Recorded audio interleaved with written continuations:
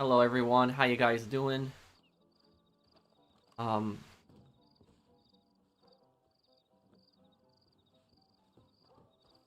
this on Twitter here. Okay.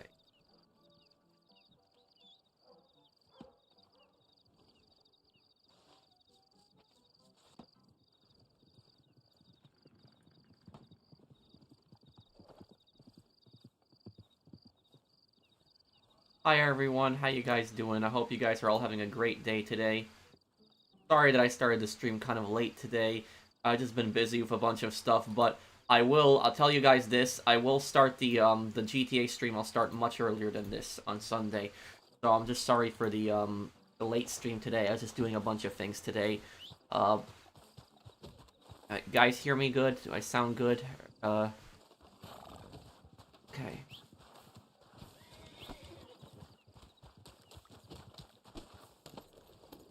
You think Saints Row 2 boss was a menace? Oh yeah, definitely. But at least he doesn't betray the people close to him.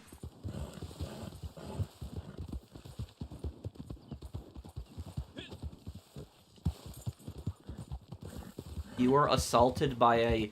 Wait, what happened in the store? What? Wait, can you explain? Been playing a lot of Burnout Paradise Remastered now.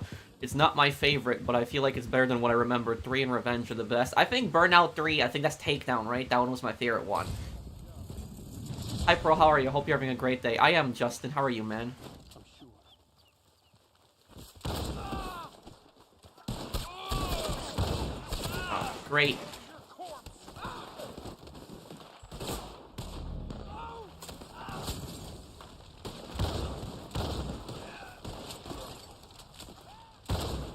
What? Oh, I was about to say if he survived that. I was like, what? I'm on the mission where Dutch kills Leviticus Cornwall. I do eventually want to make a video on that. On him, and I'm talking about Andrew Carnegie, who he's actually based on. You were buying meat and you got attacked by a vegan? Wait, what? How did this happen exactly? Can you explain the story? With the mod that I'm using in Skyrim Special Edition that adds in cap percussion firearms, making NPCs much more dangerous if they have them, since they stagger you. Huh. Thank you for the super chat, Lyndon. I'll tell you something, though, probably my most hated attack that enemies do in Skyrim, the one attack that I really hate when enemies do is I really hate when you fight those hostile mages, and they basically throw, like, that ice spike at you, where, like, you're slower, and they just keep hitting you with that. I hate that one. That attack is just the most annoying.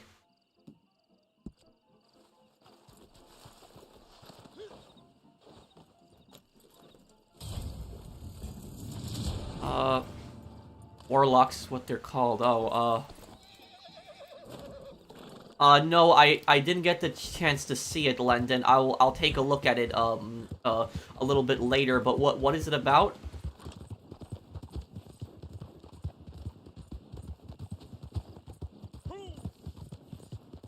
I do have Manhunt 2, so we're gonna start a playthrough of that, very soon.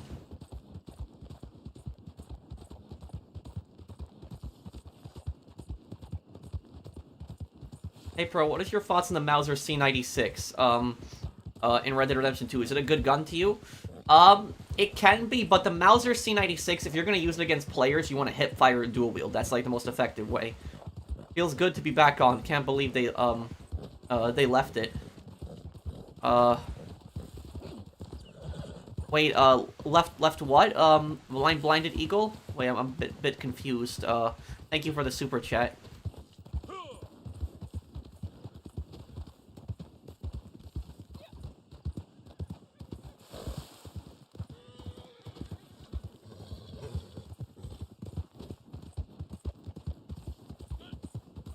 Oh, okay, that they neglected this game. Okay, I'm sorry, I was just a bit confused. I'm from a village in Scotland where Andrew Carnegie was born. Oh. What do you think of Andrew Carnegie, Johnny Silverhand? Yeah, I didn't, Mario. Can you explain to me what was in it? Hey, Patek, Anawak.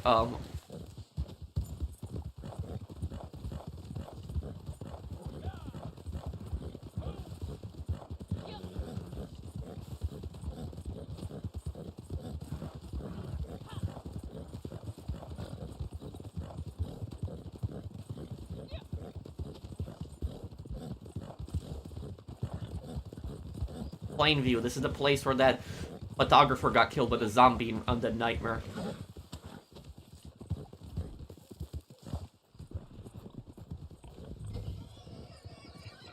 The hostile mages in black robes and necromancer robes are known as warlocks with the mod I use. They both, the pistols and spells, very miserable.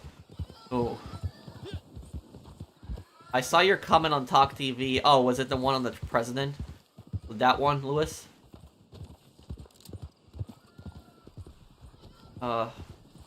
Okay, Target has left the area. Let's find this guy. Well, conjurers have always pissed me off the most.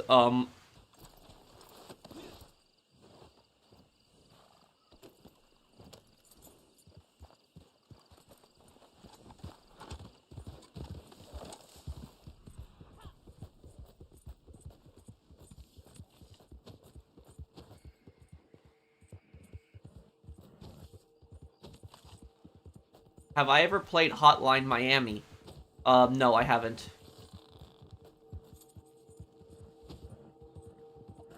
He was a great guy and has done a lot for Scotland and America. I would say his wealth was a key factor in Industrial Revolution. Well, Johnny, I would disagree with you. Because, and respectively, I would disagree with you. Because there was definitely good things that Andrew Carnegie did. He definitely did help industrialize America. But then I'm sure you're aware of the really horrible things he did, right? I mean, there's a lot of really bad things he did. I mean, there's the Homestead riots. You can blame that on Andrew Carnegie, all the people that died there. The, there was that flood in that one town. I think it was in Pennsylvania. That flood was caused by Andrew Carnegie. You know, the kids that worked in the coal mines. So there's just a bunch of stuff. So when he was older, when he was, like, in his last years of his life, he did start doing good things. He started donating to charities and, you know, helping charitable organizations out, but it was just that during his time he did some pretty brutal things too. Gonna find where this guy is.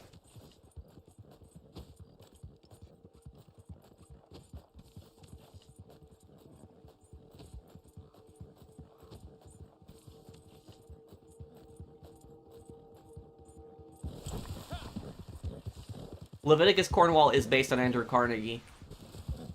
Andrew Carnegie was the richest man in America, but do you know what one of the craziest things Andrew Carnegie tried to do? One of the craziest things he tried to do is he tried to stop World War I. What Andrew Carnegie basically did was he wanted to get the Pope together and get a bunch of, like, the European monarchs to basically sit down and end World War I. But it completely failed. Nobody was taking him seriously. I will say this, though, about Andrew Carnegie, is Andrew Carnegie was extremely against colonialism. That is true. He really hated colonialism. He was completely against that. But when it came to industrialization, he was very brutal to his workers.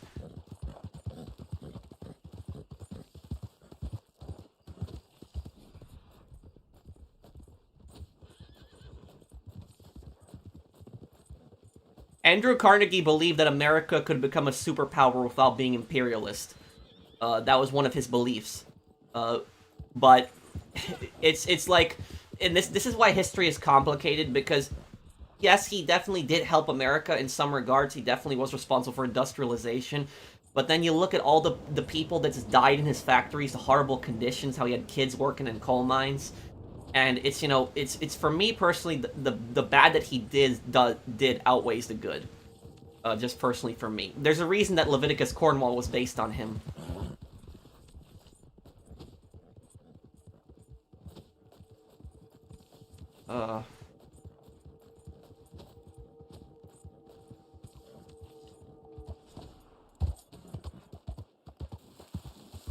Yes, I know about that. I knew that the original Saints were supposed to be green. Yes, and they changed that color because of just the controversy that it would probably bring.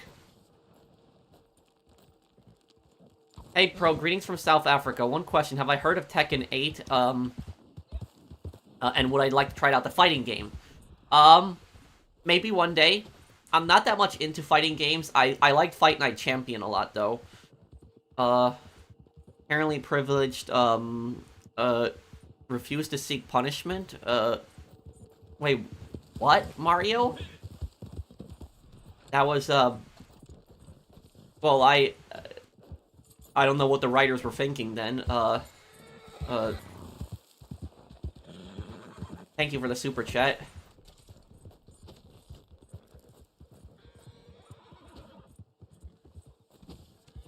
I'm gonna follow this trail over here. Maybe he's over here somewhere. What do I think of Havana syndrome? That sounds familiar. I don't know what that is. Let me Google it. I've heard that term before. I don't know what it means. Heard people say it before. Let me Google it.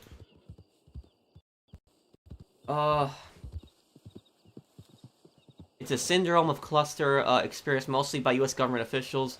Symptoms range in severity from pain and ringing in the ears to... Oh, is this like that I think I know what this is. Is this like that conspiracy theory, that there was, like, some weapon that, like, Cuba had used, and it was causing, like, health effects for, it was causing health effects for Americans? Is that what this is about? I remember this happened, like, years ago, but there was never really any proof given for it, though.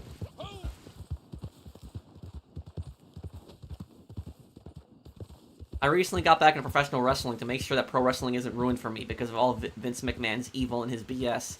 I cannot believe that I mean, he's a horrible person, but I can't believe that he was involved in stuff like that because I remember when I was a kid and I used to watch Monday Night Raw, and I used to watch, like, Vince McMahon was always on Monday Night Raw. I never really watched SmackDown. I did watch Raw a lot when I was a kid. But, like, when I used to watch Raw back in the day, like, this is like 15 years ago.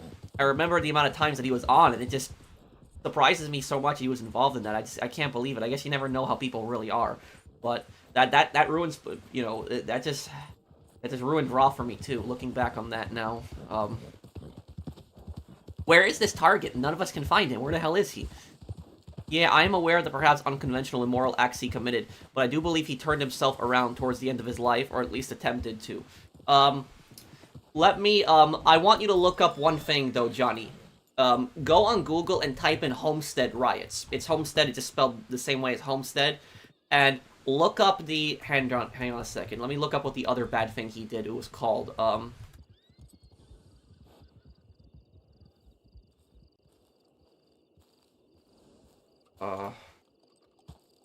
Okay, the Johnstown Flood.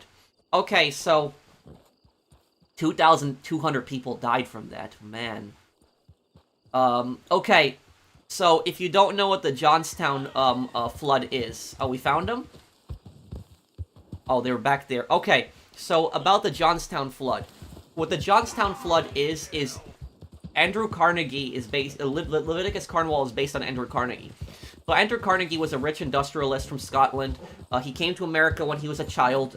He built up a massive fortune. He started working for a rail company when he was younger, and then eventually purchased his own first... I think the first business he purchased was a train station, and he eventually started expanding and expanding and expanding, and he became, like, the biggest steel producer in America. It was called Carnegie Steel.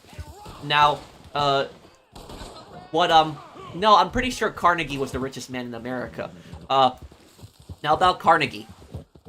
What happened with Carnegie is he purchased this lodge. And the lodge that he had purchased was called the hunting and fishing something. I'm gonna look it up exactly what it was called again. I'll check. Oh, I killed one, my bad. There, I forgot that we were taking these guys alive.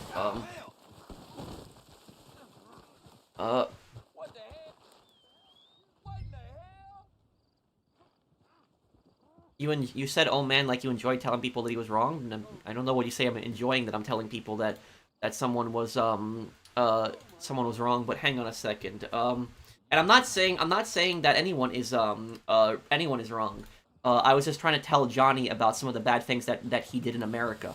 But okay, the place was called the South Fork Fishing and Hunting Club. So what Carnegie did was he bought the South Fork Hunting and Fishing Club. And the Hunting and Fishing Club, this was a place where really rich people would go. And they would hang out. There was like a lounge. They would go hunting in the grounds too. I think there was some entertainment also available there. But it was think of it as like a fancy, like, rich people's hunting club, like, where they would sit down, drink tea, have some alcohol, like, things like that. And Carnegie would invite like really important people, businessmen, politicians, generals, important top people that would be members of this club. Now, when Carnegie purchased this hunting and fishing club, the land that he had purchased it on, there was this dam that was there. This was in Pennsylvania, by the way. And this dam was built in the 1830s. Carnegie had bought this in the 1880s. So this was 50 years later. That dam was built a little bit after the War of 1812. That's how old that dam was. And the original dam was just made primarily out of wood. Like, it was a bunch of wood sticks together. And this dam was unstable. The dam was going to break. And right below the dam was basically a town, Johnstown. This was holding in a ton of water. Now, when Carnegie purchased this land, he was fully aware that the dam was falling apart. Now, Carnegie, this is the richest man in America. If he wanted to, he could have easily fixed up that dam, no problem. But he didn't want to. And the reason is because Carnegie is that type of person that if something is not directly related to making him money, he's not going to spend money on it. So if it's not directly related to making him money, he's not going to spend anything on it. That's this type of person that he was. And what Carnegie did instead was he had a bunch of clay and straw and just had, put it together. Had a bunch of clay and straw and had his guys patch up the holes in the dam, which is just making it, not even fixing it at all. Making the situation is still bad. What ends up happening is one day the dam breaks, completely breaks. The water just keeps gushing down into the town. Floods the entire town. Over 2,200 people died in the floods. You had millions of dollars for damages. The entire town basically got swept up in this water. Now, what happened was, right after this event happened, Carnegie started investing in the town. He started building roads, fixing schools, he built up libraries, and, you're thinking to yourself, oh, this is a good guy, right? He's building up the town. No. The reason that he was doing all of that stuff after the flood was because he was trying to minimize as much culpability on himself as possible, because this dam was on his property and it flooded the town and killed over 2,200 people. So when he was starting to rebuild the town, he was only doing that because he was scared that he was going to be punished for the whole thing. Now, what ended up happening is the survivors from the town took him to court. They sued him. They took him to court. And do you know what the court said? The court said that Andrew Carnegie is not guilty because it's an act of God. And what an act of God in American law is, it has nothing to do with religion. That's, people think it does, but what an act of God basically means in American court is it means something that is completely out of your control. It means something that is natural, that you can't control, like a natural disaster. So, like, for example, an earthquake would be an act of God, or a tornado would be considered an act of God. And they declared that the dam collapsing was an act of God, that it was a natural event that nobody could foresee or control. And it's like, no. It's like the guy had the dam on his property. He knew the dam was in bad condition. He didn't fix up the dam, didn't do anything about it. The dam keeps flooded the whole town, killed over 2,200 people. He is very much guilty for that. And so that's why I disagree with the courts in that regard. I think that he was very much guilty for that. The dam is poorly engineered. But you have to think, Ricky, this dam was also built in the 1830s. They didn't have all that technology in the 1830s to hold the water together. And he purchased the dam 50 years later in the 1880s. In the 1880s, they made massive technological advancements. Carnegie could have easily fixed up that dam, but he didn't. And so 2,200 people died. So he's a, so I don't know if you're still here, Johnny, but I would, if you can, Google that, Johnstown Flood. That's a pretty important thing to read about when it comes to Carnegie. Let's see here. Outlaw Pass, February 2019, or Blood Money, what's worse?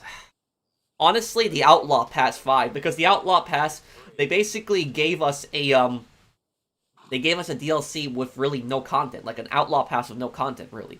I think one reason why the BIR always have checkpoints read online, you mean Bureau of Internal Revenue, is because their hired guns were extremely numerous in number amounts. Too many, probably. Well, they were really the Bureau of Internal Revenue were a bunch of scumbags in this time period. The Bureau of Internal Revenue was a very corrupt agency. So you know those cops that actually stop you when you are when you're doing your moonshine sale. You know those guys who set up the roadblocks. The Bureau of Internal Revenue, that's a real government agency. That's not something made up for Reddit Online. That was an actual real government agency, and they were feds. They were federal agents. They weren't state agents. They were federal agents. Now, this agency actually still exists today. The Bureau of Internal Revenue still exists today. And they have a different name, though. You know what they're called today? They're called the IRS. Yeah, that's right. The Bureau of Internal Revenue became the IRS. So they are the IRS. And for people wondering, the IRS had guns? Yes, back then, in that time period, the IRS, or the Bureau of Internal Revenue, was a very militarized police force. It was back then. They definitely had people like that set up roadblocks. The IRS has federal agents that have guns and can arrest people today, but it's nowhere near the size of what it used to be in the past. But what the Bureau of Internal Revenue, it later was split into two agencies. It became the Bureau of Prohibition when alcohol became illegal in the 1920s. It became the Bureau of Prohibition, and then President Truman, in the late 1940s, early 50s, he actually split the agency apart. And what he did was he created two government agencies from it. He created the IRS, and he created the ATF, the Alcohol, Tobacco, Firearms, from the Bureau of Internal Revenue. And the ironic thing about this is the IRS and the ATF are actually the two most hated federal agencies in America. They are literally the two most agencies that Americans hate the most, is the ATF and the IRS. But that's basically their backstory on those agencies. And in this time period, they were also extremely corrupt, very, very corrupt. They typically worked with the moonshiners, and they would typically go after rival moonshiners. So there'd be one moonshiner gang that would pay them off, and they would go after a rival moonshiner gang, and they would say, "Oh, look, we're doing work." When they would they let the moonshine go through. I think let me see, Golden Stripe. Oh, you have a Lynch avatar. That's cool. I'm gonna be doing a Kane and Lynch 2 video in the future. I already did a playthrough of Kane and Lynch 2. I don't know if you've seen it, but I'll be doing a video on the multiplayer. I'm sure you'll love it. They also have to find a new monster when I'm gone. My favorite line from Red Dead. Also, do you like my profile picture? Dutch was my favorite. Yeah, I love your profile picture. It's Lynch. I wish that we got a third Kane and Lynch game, too.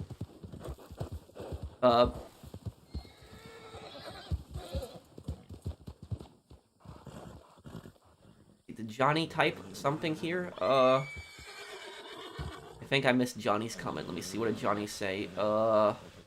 I thank you for your input on the subject, I agree. I'd love you to do a video on the links between him and Cornwall, explain his life story, and the good and bad that he has done. Thank you. I'll do it one day, Johnny. I will do it.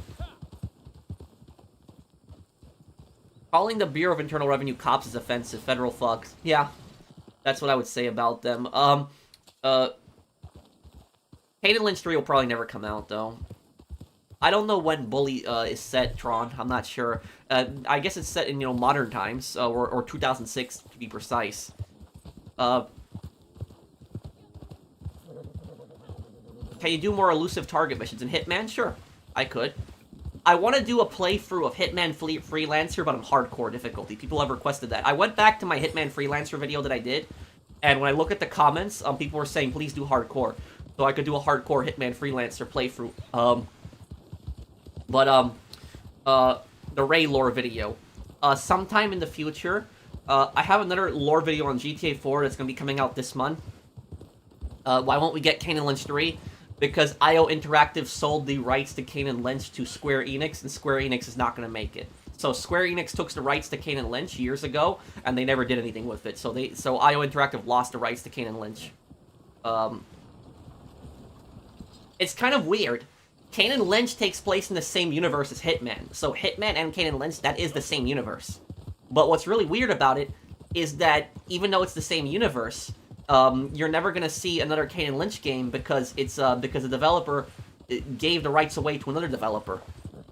That's what's so weird about it. Imagine if Kane and Lynch appears in IO's 007 game. Oh, there's probably going to be an Easter egg. There's usually Kane and Lynch Easter eggs. That usually happens. But there's probably not going to be a third game. What is Kane and Lynch? Kane and Lynch is a very awesome dark co-op gangster game. I believe it is, Mario. But also about the Bureau of Internal Revenue, here's a fact for you. The reason the Bureau of Internal Revenue was so obsessed with moonshine, it actually had nothing to do with health. The government does not care about your health at all. In this time period, they didn't have health inspectors. They didn't have health inspectors, so restaurants could really serve any kind of food they want. Restaurants could basically put whatever chemicals and garbage they want, and they could drop, like, food on the floor, and there really wasn't a punishment for that. There wasn't any health inspectors, any of that. There was no FDA, no Food and Drug Administration. The reason the Bureau of Internal Revenue was so obsessed with stopping moonshining, it wasn't because moonshining is bad for your health. It's nothing to do with that. The reason is because the government wasn't getting a cut. That's the primary reason why they were so obsessed with stopping moonshining. Because in this time period, there was no federal income tax. So you actually did not have a federal income tax in this time period. The federal government got most of their money from specific, maybe taxes on smaller taxes that they did on the states, and also from tariffs, trading with other countries, and also alcohol. Alcohol was taxed federally. So whenever you purchased any kind of alcohol, there was a federal tax on that in this time period. And so that's where the federal government got a huge chunk of its funding from. And when people are selling moonshining, selling alcohol illegally, the government is not getting their tax revenue from that. So that's why the Bureau of Internal Revenue was so obsessed with stopping moonshining, because it's cutting into the taxes. That's precisely the reason for it.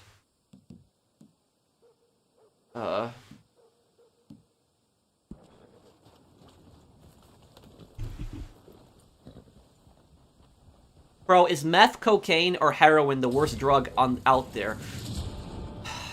I would say that out of those three drugs, cocaine is probably the least worst one if you compare it to heroin and meth. Cocaine is still horrible, don't get me wrong, but if you compare it to heroin and meth, it's probably the least worst one. But now, which drug is worse? Is it meth or heroin? That one, I don't know.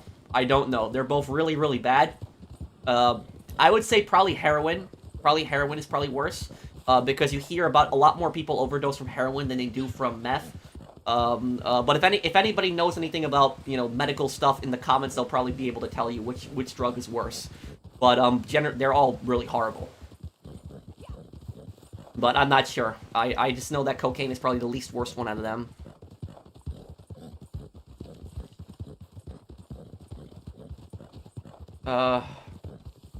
What do you think is the least talked about theater of World War I? The Asian theater, the East Asian theater. There was there were several battles where Japan actually attacked Germany in China in World War I. That actually happened. Germany had colonies in Asia, and Japan actually did an amphibious invasion and took those from Germany.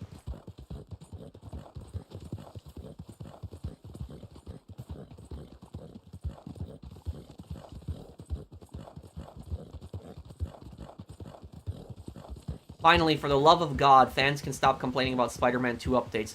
Most notably, to add New Game Plus. March 7th is the answer. Yep,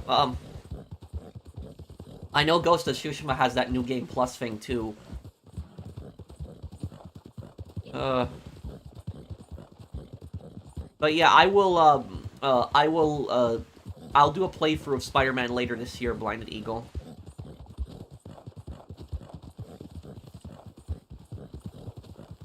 I actually thought it was the Middle Eastern theater. Well, you're talking about the Gallipoli campaign, right?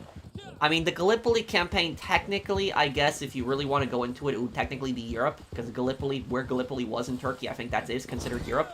But yes, the battles that happened in Middle Eastern theater are not really that talked about. There are other battles that happened in, deeper in the Ottoman Empire, where it's the Middle East, in the desert. There were battles that happened too. There was the Battle of the Suez Canal. There was that. So I guess, yes, that is the Middle East. But yeah, I would agree with you. The Middle Eastern battles are actually not talked about that much, yes.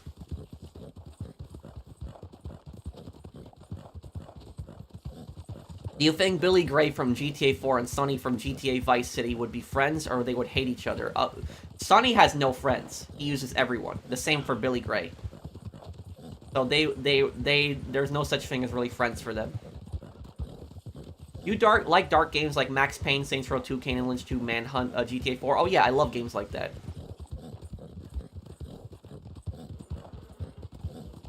How would I write Phil Cassidy if he was in San Andreas? Maybe like an arms dealer, like somebody that you go to for firearms. Hey, Pro, enjoying Apollo. Have a great night. Thank you, Kenny. And I'll have the next part of Apollo up tonight. The next part of it, I'll have it up tonight.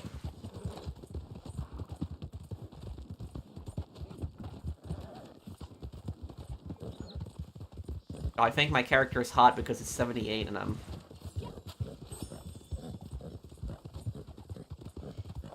Do I think Tenpenny would beat Agent Ross? Well, they both lived in different time periods, but I would say probably yes, because Tenpenny has way more connections than Ross does. I finally got the chance to watch your Red Dead stream. Hello, builders. Hey, who's that? You're really good at talking about things. I could listen to you talk for hours and never get bored. You really are a professional. Thank you, Jenny. What you doing here? Thank you, Shark Dude Rock. Thanks, man. Before I make you. Who's there?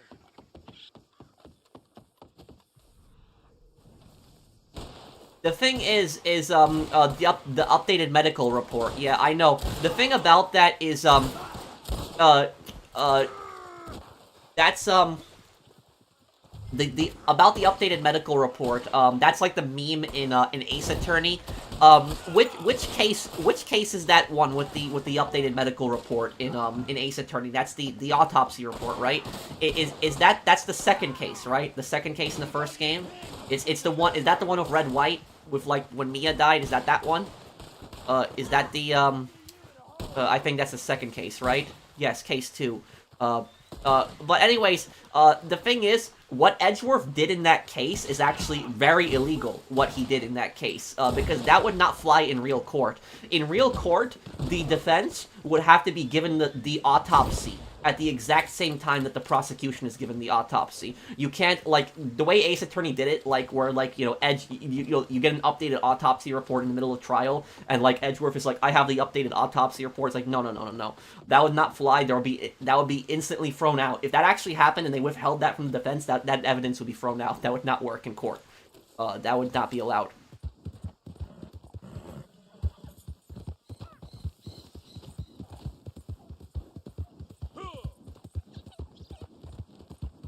What made you start content creation? Well, it's something that I started as just, like, for fun. I wasn't really taking it seriously. It was, like, videos that I would upload just for fun. But then it eventually grew over time and got bigger and bigger and bigger, and it's something that I can do, you know, full-time now. That's the backstory behind it. Hey, Pro, do you really play World of Warships? Yes, I do. And I could probably do a stream of it one day. But I have been playing it.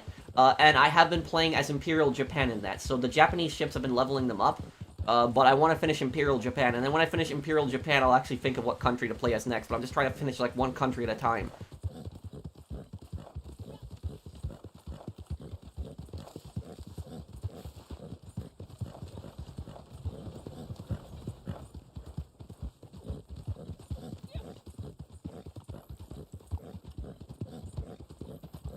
When will I release my video on mental health? This month. And my channel update is also going to be included in that, too.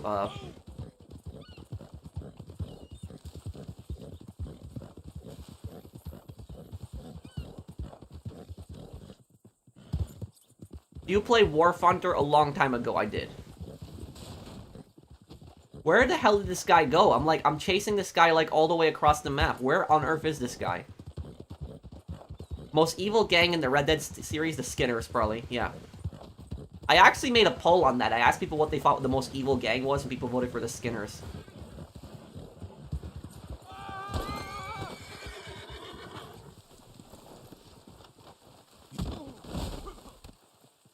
Do you think marijuana is addictive? Good question.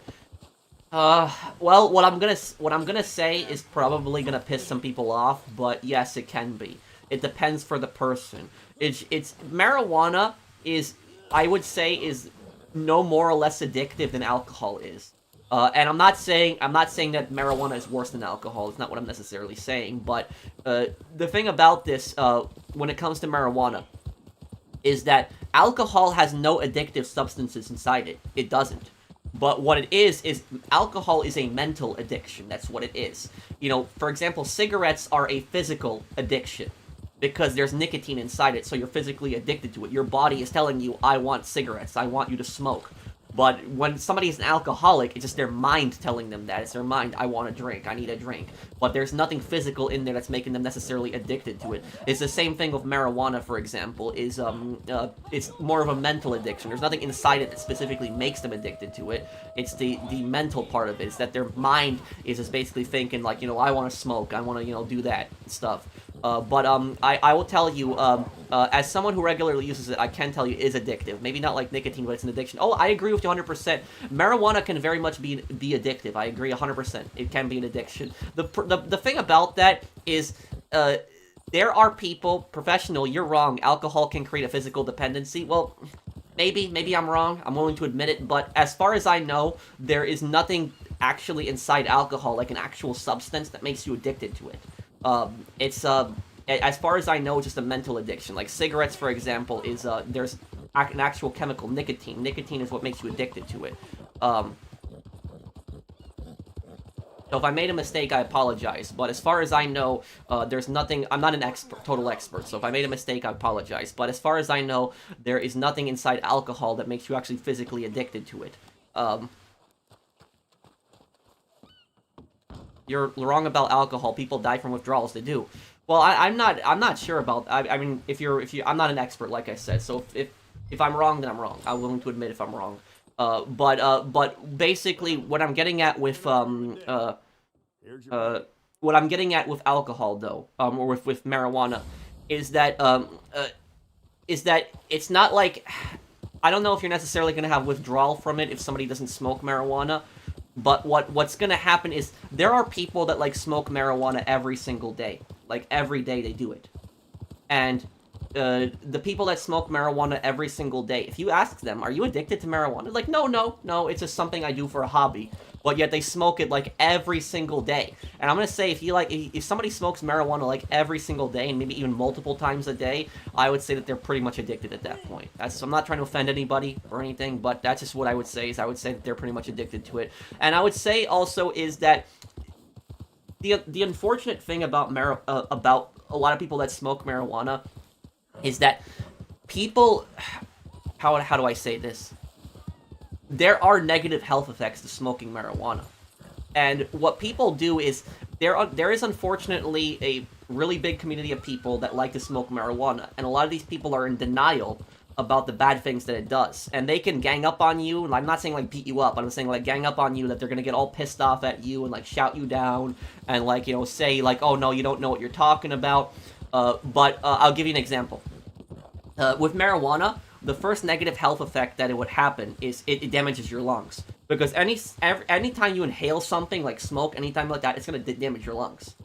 And the second thing about marijuana is there have been studies that have been shown that if somebody regularly uses marijuana, there is a chance that they could actually develop schizophrenia later in life. Now, I don't know how that happens. I'm not an expert on that, but there have been studies that have shown that if somebody's a regular pot smoker, that they can develop schizophrenia later in life.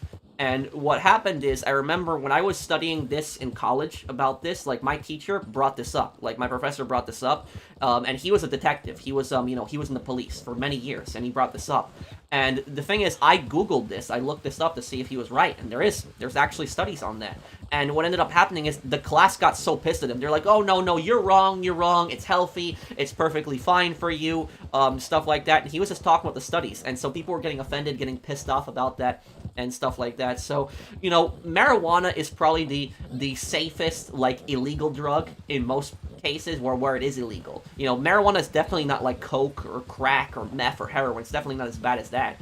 But there are negative health effects to it, just like there are negative health effects to smoking, and there's negative health effects to alcohol. All of these drugs have negative health effects. There's not one drug that I can think of that does not have some negative health effects. So virtually every negative health, every drug has some kind of negative health effects. Some of them are worse than others, but every single drug has some to it. Let me see here. Let me see. Will I ever play World at War? Yes, I will play, Golden. I will play World at War one day. I played it in the past before, but when I played World at War in the past, what happened was my video got striked by YouTube for violating community guidelines. That happened 4 years ago, and so ever since then, I've just been scared to, I've been scared to try it again, and, like, play it again.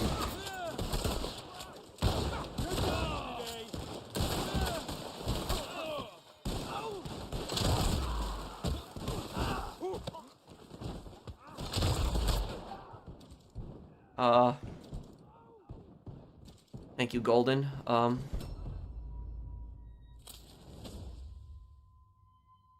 does investing in stock markets work in real life? Well,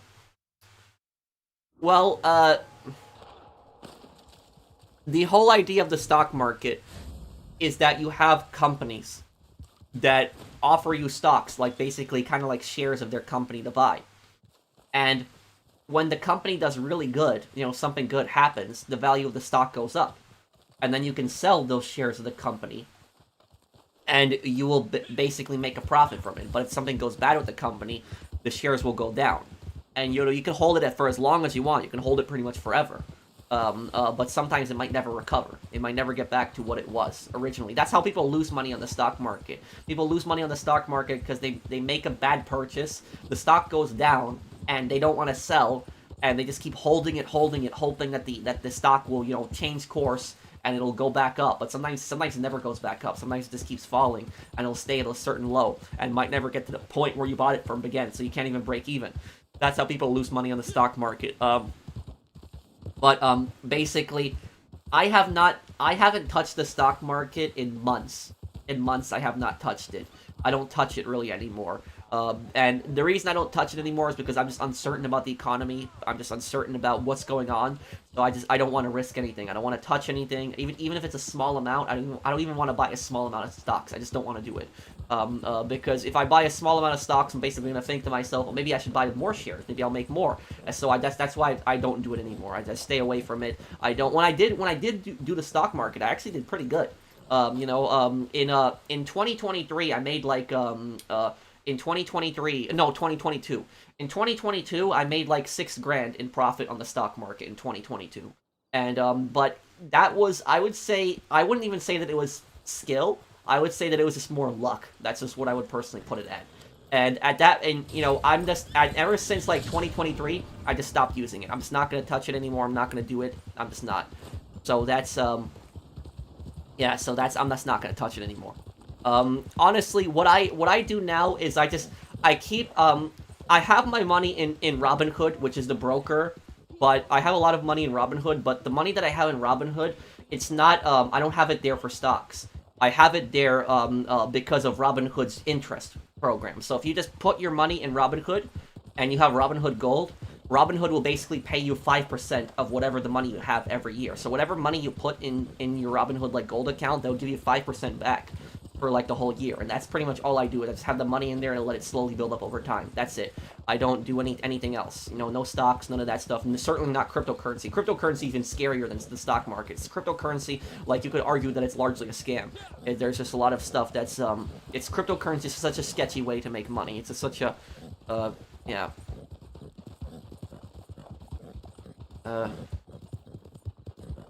I really enjoy your streams because every time I come in, you're always discussing history or something about a current event. Thank you to, like, the, I love Boondocks, by the way. I see your avatar there. See here, do YouTube strikes go away? Yes, after 30 days.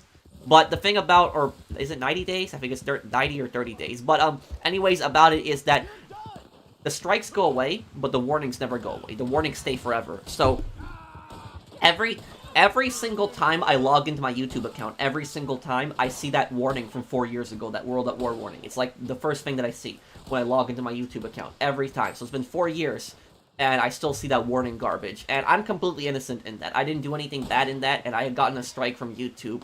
And there are people, I don't know if there's anybody here that saw the video, but before YouTube took down the video and gave me a strike, they said that I violated community guidelines. That video had gotten 4,000 views. And everybody who saw that video, like, came to my channel and said that there was nothing wrong with that video. Like, they were leaving comments, there was nothing bad about it, nothing wrong with it. and I had gotten a strike for it. And what this video basically was, it was just the first mission of Call of Duty World at War. That's all it was. Like, that first mission, when you're getting tortured by the Japanese, like, and, like, you know, Roebuck comes up behind the guy who's, like, about to kill you, and then you fight your way out of Macon, and then, like, you get hit with the katana, and, like, you're on the boat just shooting at them at the end. That's all that was. There was nothing else to it. Nothing. There was a little commentary, but I didn't say anything bad in the commentary. And I had gotten a strike from YouTube, and the strike was violating the harmful and brutal policy, the harmful and brutal content. That's basically what it was, like, labeled as. And I don't understand what was harmful and brutal about it. Like, I played Manhunt, and Manhunt was fine. I played that a couple months ago, or a month ago. But that is why that's why I was so scared to play Manhunt. That's why I was scared to play it, because when I played World at War like 4 years ago, I got a strike, and they said it was harmful and brutal content, and I was scared to play Manhunt, because I know Manhunt is way more violent than World at War, and I was, like, scared that, like, that some stupid crap was going to happen again. But now that I look at it, I think that the strike that I got from YouTube, I think I know what it probably is. I think it's probably the World War II footage. I think that's what it is.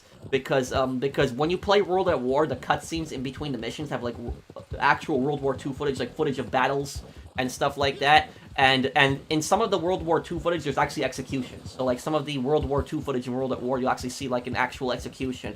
And there's two parts in the first cutscene in World at War. And the first cutscene in World at War, there's, like, a cutscene you see of just Japan invading China.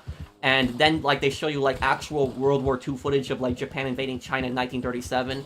And there's one part in there where, like, Japanese soldiers are burying people alive in China. This was real footage, by the way. The Japanese were burying people that were actually alive, throwing the dirt in their face. And then there was a second footage where the Japanese were just executing people, like coming up behind them and shooting them in the back of the head with rifles. And that was that's in the first cutscene of World at War. It's like real World War II footage. And I think that YouTube took those executions that the Japanese were doing, the World War II footage, and I think they gave me a strike for that. I think that's probably what it was. But the thing about this is I don't even know what this reason for the strike was, because I asked YouTube. I asked them, can you explain to me, like, you know, why you struck this? Like, can you explain to me, like, what did I violate? What part of the video? Like, give me a timestamp. Give me a specific part of the video. Tell me what it violated. Like, what part of the video was it? And they would not give me a clear answer. Every single time I tried to talk to YouTube support, they would just send me an email with a list of a list of the rules. They would just send me a list of the rules, but the list of the rules is irrelevant if you're not going to explain to me exactly what the video violated. So that's basically it. I've had that warning for 4 years now, and I can have the warning removed. I can have the warning removed if I want to.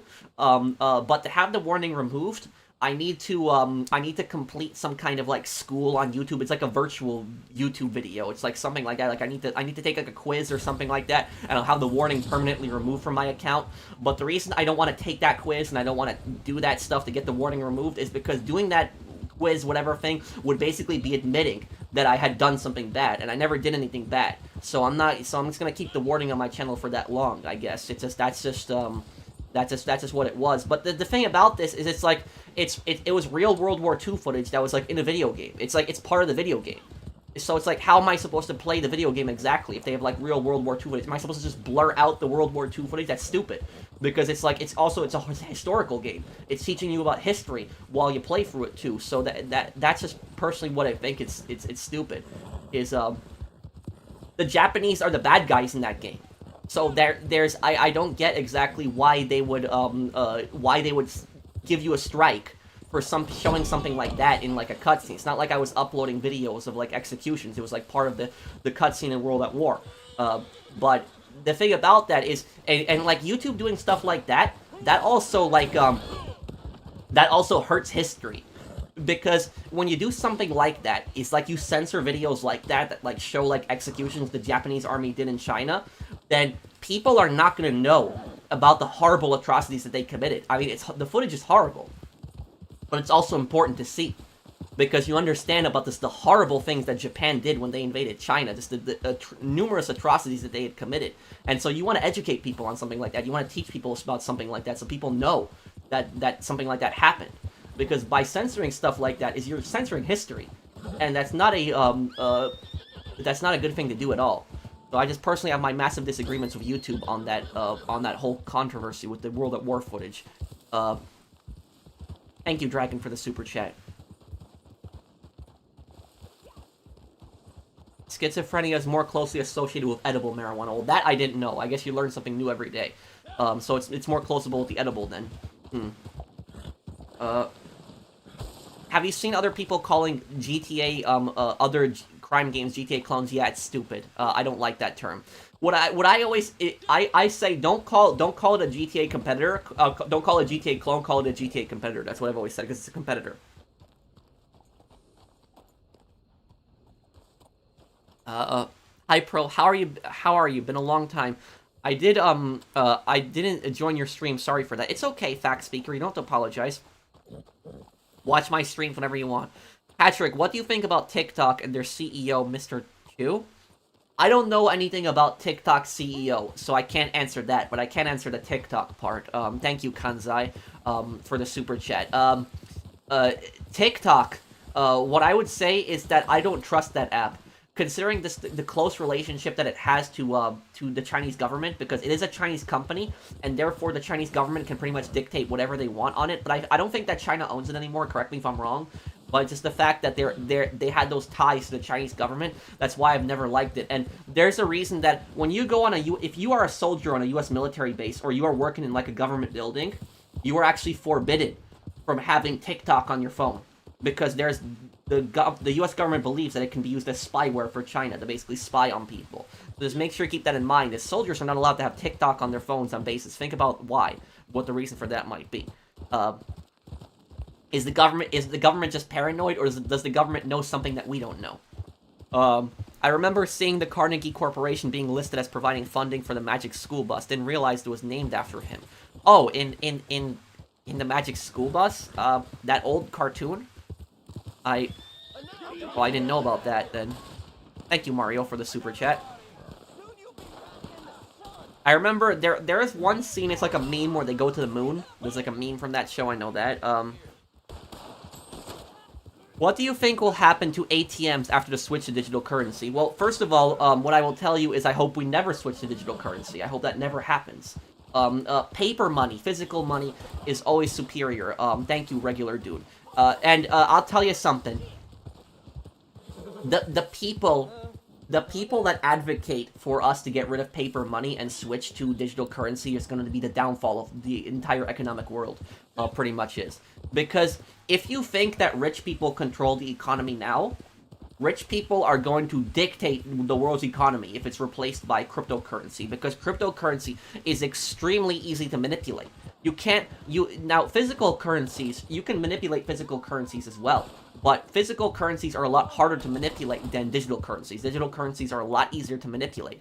And so with these really rich people, and when I say these really rich people, I'm talking about the people that are like multi-billionaires. I'm not talking about the guy who has a few $1 million. I'm talking about the people that are the really, really rich guys, like the billionaires, like those people. Those people are going to completely dictate the world economy if digital currency becomes like, the standard currency. It's going to be completely stupid, and I hope that never happens. As for ATMs, I can't see ATMs going away. I don't think they're ever really going to go away. Thank you, regular dude, for the super chat.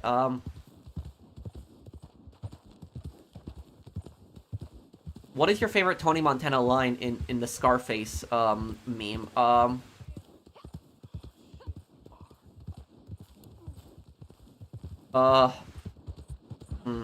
My favorite Tony Montana line? Does the video game count? I'm assuming it does, because it's the same character. I think that, I think my favorite Tony Montana line in, my favorite Tony Montana line in the movie. In the movie, it would be, you want a job, Ernie? I think that's my favorite line in the entire movie. Now, in the game, I think my favorite line in the game is that part when he goes to buy the Sunray Hotel and he bumps into like that really creepy drug dealer Jimmy that's in the hotel room, and then Tony basically just tells him like, don't F with me, Jimmy, and if you double cross me, you're digging your own grave, man. That's like what he says. So I think that's my favorite line in the game. Did you hear about the Vince McMahon allegations? I did. Yeah.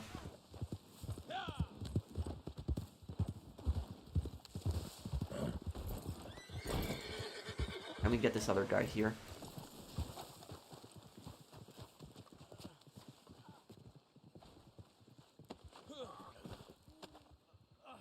Who would win in the fight? Saints from Saints Row 2 or versus Sun On Yee? Saints from Saints Row 2. Definitely.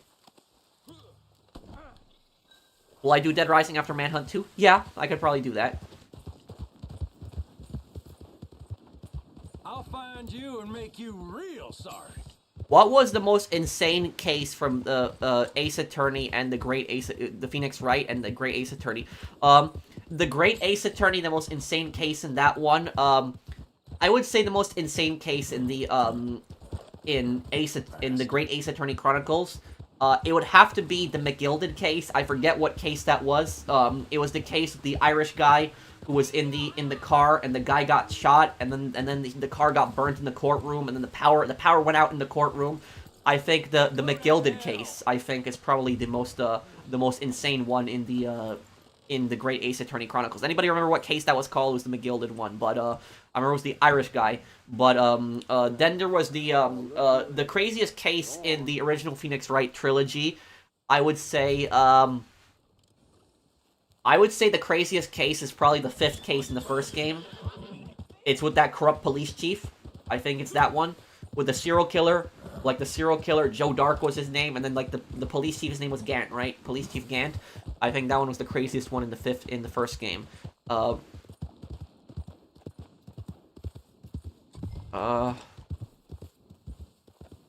don't think I'm gonna get a strike for Manhunt 2, because it's all video game stuff.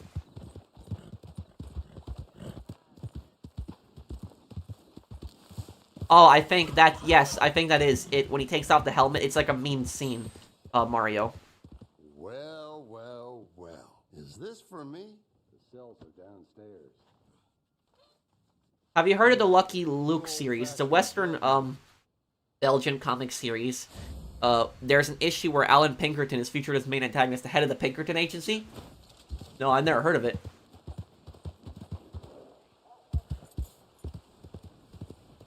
See, I missed a few comments here. Standoff, who would win, Claude, Lynch, or Trevor? Probably Claude, because there's nothing that's gonna stop Claude. Thank you, Golden Stripe. Thank you, General's Alert. Communists who say we seize all the rich people's money and give it to the poor, wouldn't that completely destroy the economy and make the dollar worthless? Yeah. I would agree with you too, General's Alert. Thank you for the super chat. The thing about this is that I would say, look, what I would personally say is the problem with socialism is that socialism pretty much punishes all rich people. That's pretty much the thing with socialism. Now, the thing about socialism, what I'll say is that wouldn't it make more sense to punish rich people individually? Wouldn't that make more sense than punishing them all together? Because think about it this way: if there's like a multimillionaire, right? And the multimillionaire, he owns a factory. And the factory that he owns, you know, he gives his workers good wages, he gives them bonuses, he lets them be part of a union, you know, he does all the right things. And, like, you know, he's reasonable, he allows, like, you know, time off, he doesn't pull any crap, he always pays them for overtime, so, you know, an honorable boss, an honorable CEO. There are people like that. There are honorable CEOs like that. And, like, should that guy really be compared to, like, a scumbag CEO that takes advantage of his workers, you know, doesn't pay them for overtime, you know, has them sit for long hours, doesn't let them unionize? Like, you know, should that first rich guy be compared to that second rich guy on the same level? I don't think so. And so what I would say is my issue with socialism, is that it just pretty much punishes anybody with money, like thinking that everybody is, like, anybody that has any kind of money, that they're just a bad person in general, when that's just not true. I would say the solution would be, like, it would be a bit more complicated, but it would be more on an individual level, is if you want to punish, like, rich people, then why don't you do it, like, individually? Like, where the government, for example, like, you know, checks out these large companies, and, like, sees exactly what they're doing, and the government, like, sees, like, you know, okay, this one company, they basically just sent all their jobs overseas to China. They basically just, you know, just sent everything over to China. They're not producing anything in America. They basically laid off all their American workers. Let's tax them now.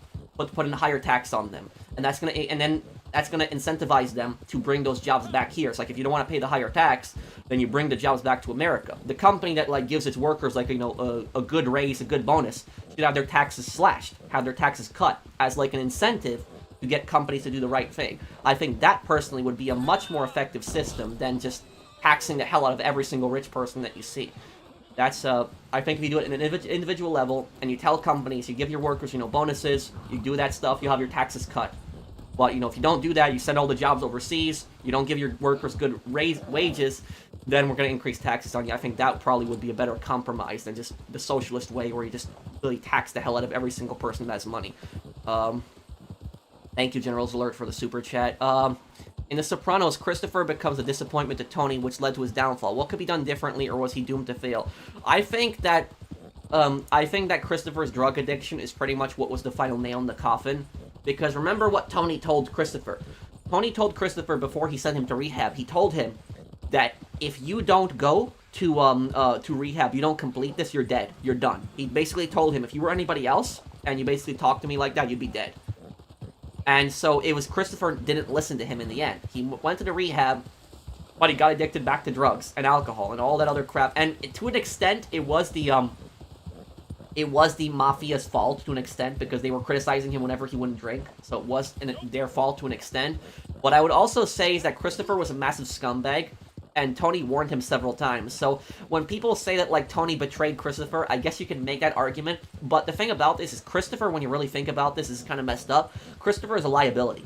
He really is when you really think about it. Because Christopher maybe was a good soldier early on. Like, the first few years when he became a made man, he was a good soldier. He did what he was supposed to do. But when he became a drug addict, he became sloppy. He became incompetent. He didn't know what he was doing. Somebody like that is bound to mess up, do something really stupid that's going to damage the family. And because he's a drug addict, that makes him more prone to getting arrested. And a lot easier for the feds to basically turn him rat. So that's pretty much what it was, is Tony, like, if you look at the back seat of the car where his daughter was supposed to be sitting, there was a tree that went through it. So if the daughter was in the car, Chris would have basically gotten his daughter killed. That was pretty much it. So he was a liability at that point. It was Tony already sent him to rehab. He got addicted back to drugs again. There was really, I guess it's kind of messed up what Tony did, but I would say that Tony had a reason for doing what he did. In The Sopranos, yeah. Thank you, Mr. Nowhere, for the super chat. Is it possible to pay rent using cryptocurrency? Would I accept rent like this? No. No. If my tenants tried to pay me in cryptocurrency, I'd say no. I want to be paid in cash or wire it to my bank account. I don't want to be paid in cryptocurrency. No. I would not accept that. If somebody tried to pay me in cryptocurrency, I wouldn't accept it. No. Enjoy watching your content. Don't hurt yourself. Thank you, and thank you for the super chat. Do I believe in karma? I guess, but I don't believe in karma in, like, the supernatural sense. I just believe it in more that, because if you're a scumbag, if you're just a scumbag, in general, something bad is going to happen to you later on. I just personally believe that. I don't think nothing really supernatural about that, but just if you're a scumbag, you're gonna piss off more people over time, and something bad is probably gonna happen to you. If you're a decent, honorable person, it's not necessarily that nothing bad is gonna happen to you, but there's gonna be a lot less bad things that are probably gonna happen to you if you are a decent, honorable person. Name a conspiracy theory that is actually true. Well, the thing about that is, if a conspiracy theory, and I'm not trying to be technical when I say this, regular dude, thank you for the super chat, but if a conspiracy theory is true, it's not really conspiracy theory anymore, it's fact. I think you're more asking me about a conspiracy theory that turned out to be true. A conspiracy theory that turned out to be true, I keep falling off my damn horse. Hang on, I'll think of something for it, just give me a moment. A conspiracy theory that turned out to be true.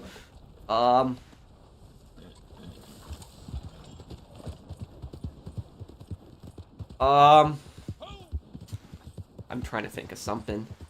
I can't at the moment right now. When's next Ace Attorney part? Tonight.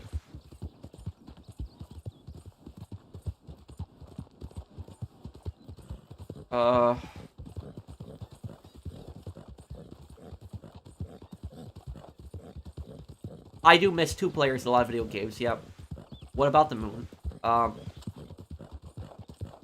Lusitania having ammunition? Oh, yeah, that is a good one. The Lusitania, that ship that was sunk by Germany in World War I, that ship actually was carrying ammunition. That actually was, that was proven many years later. I cannot, my god, I cannot stand Arnold's cousin, Janet. I wish he could,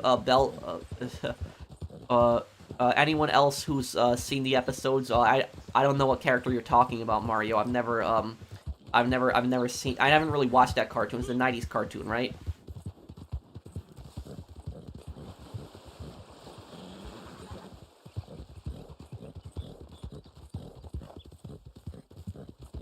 You made a super chat, Simon? Oh.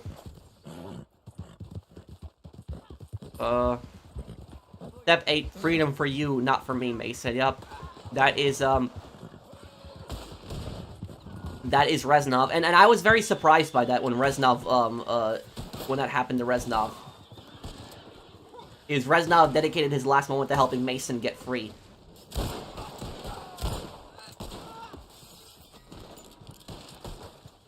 Ace Attorney hits me up tonight, Felix, after the stream.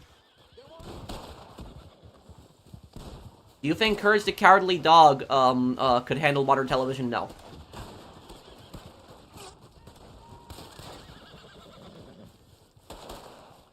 Why are you raiding my settlements? What I've ever done to you? Thank you, Preston. The thing I'll say about this is, the settlers in Fallout 4, what I'll say about them is, I'm not trying to sound like a psychopath, but those settlers deserve to get raided, the settlers in Fallout 4. And the reason that they deserve to get raided is because they're so stupid in where they build their settlements. Like, these settlers in Fallout 4, like, build their settlement right next to a super mutant camp. Or, like, right next to a raider camp. Or they build it right next to a river that's swarming with mirelurks. It's like, what do you think is gonna happen? Like, how stupid can you be? That's so dumb. So I would say because these people are just so stupid that...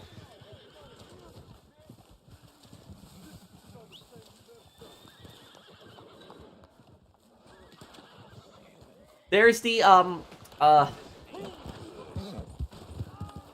there's, what is it, there's that one settlement in Fallout 4, I think it's Finch Farm? Is it Finch Farm? There's a settlement in Fallout 4 called Finch Farm. And that settlement, that's Finch Farm. Basically what happened is, on that farm, there's like this crazy psycho raider gang that like took over the steel mill, and they basically just burn their faces, and they burn anybody alive with flamethrowers, so like their faces are all burnt up, and they just burn people alive with flamethrowers. And this idiot decided to build his little farm, like literally like 200 meters from their camp. It's not even half a mile from their camp. So, like, there's a psycho raider gang that burns people alive, and you decide, oh, I'm gonna build my little settlement, like, you know, 200 meters, next to you. And then all he does is complain, oh, the raiders are threatening me, the raiders are threatening to kill me, the raiders are gonna kill me and my family. It's like, you idiot, you built your farm literally right on top of a psycho raider gang's, location. It's like you couldn't have built it anywhere else. It's like, yeah, that's how stupid the settlers are in Fallout 4. It's like they build their settlements in the most dangerous places ever, and then they just complain that they're constantly getting attacked. I think there's a settlement near the Glowing Sea. There's a settlement inside the Glowing Sea. There's actually the Children of Adam. Maybe the mutants and raiders came later after they settled. Even if that is the case, that the mutants and raiders came after they settled, they should pack up and leave immediately. Immediately, get the hell out of there. The fact that they're just hanging around there and they just complain that they're constantly getting their settlements raided.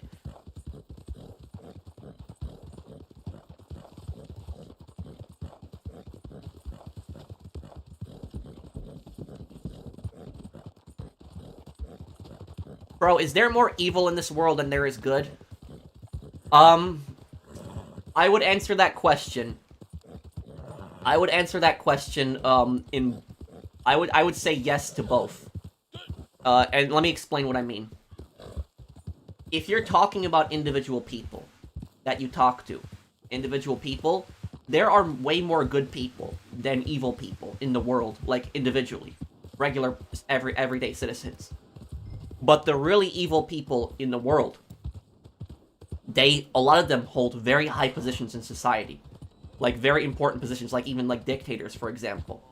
And these really evil people can have just a massive impact and can cause so much suffering in the world. So, like, so there's way more good people in the world, but the really evil people are in a lot more positions of power where they can do damage, much more damage. That's what I would say to answer your question. When we're at 5 minutes, deliver the target.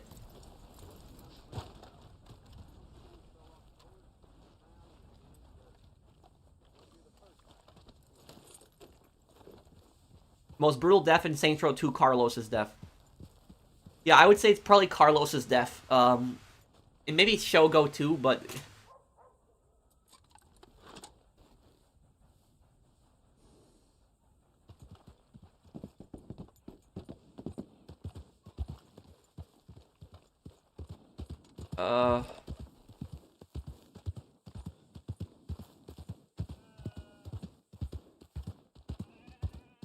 These evil people are really good at pretending they're good people. That's called... That's most of the time a psychopath.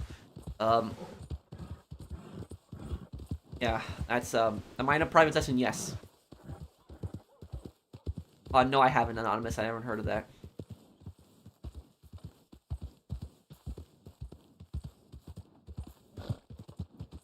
Some people are evil without a tragic backstory. What do you think of this? It's very hard for me to accept sometimes that someone can be that bad without a tragic backstory. I would say that that person is probably a psychopath. Because the thing about psychopaths is that what a psychopath basically is a psychopath is not a crazy person, though they could be. A psychopath is somebody who has no empathy. That's basically what a psychopath is. It means they have no feelings for anyone. And it's not that they don't want to have feelings, that they can't. Even if a psychopath tried their absolute best to have feelings, they can't. They don't have feelings. It's like, feelings for us are just natural. We just have them. Psychopaths don't have that. They're born that way. The reason that psychopaths don't have feelings is because they're born without, I think it's the prefrontal cortex. It's like a part of your brain that actually controls your empathy, your emotion towards others. Psychopaths are born without that. So a psychopath could be born in like the most loving family ever, and they will have no empathy. If they're born that way, they're born that way.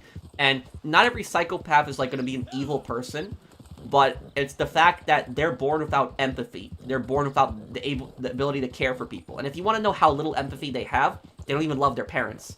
That's how they have no empathy. They don't love anyone. Not their parents, not friends, no one. Even if they had kids, they wouldn't even love their kids.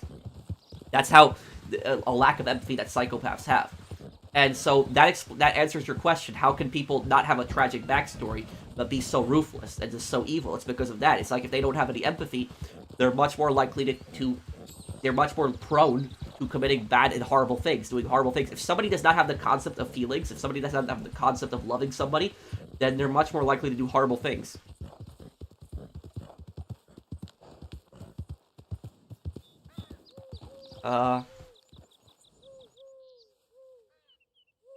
If Makarov was born in America instead of the Soviet Union, he would become a corporate CEO instead of a terrorist and a mass murderer. It's definitely possible. The thing about that is, a lot of CEOs have psychopathic traits. So they're not necessarily psychopaths, but they have psychopathic traits. They're very ruthless in how they go about business. Very little to no emotion.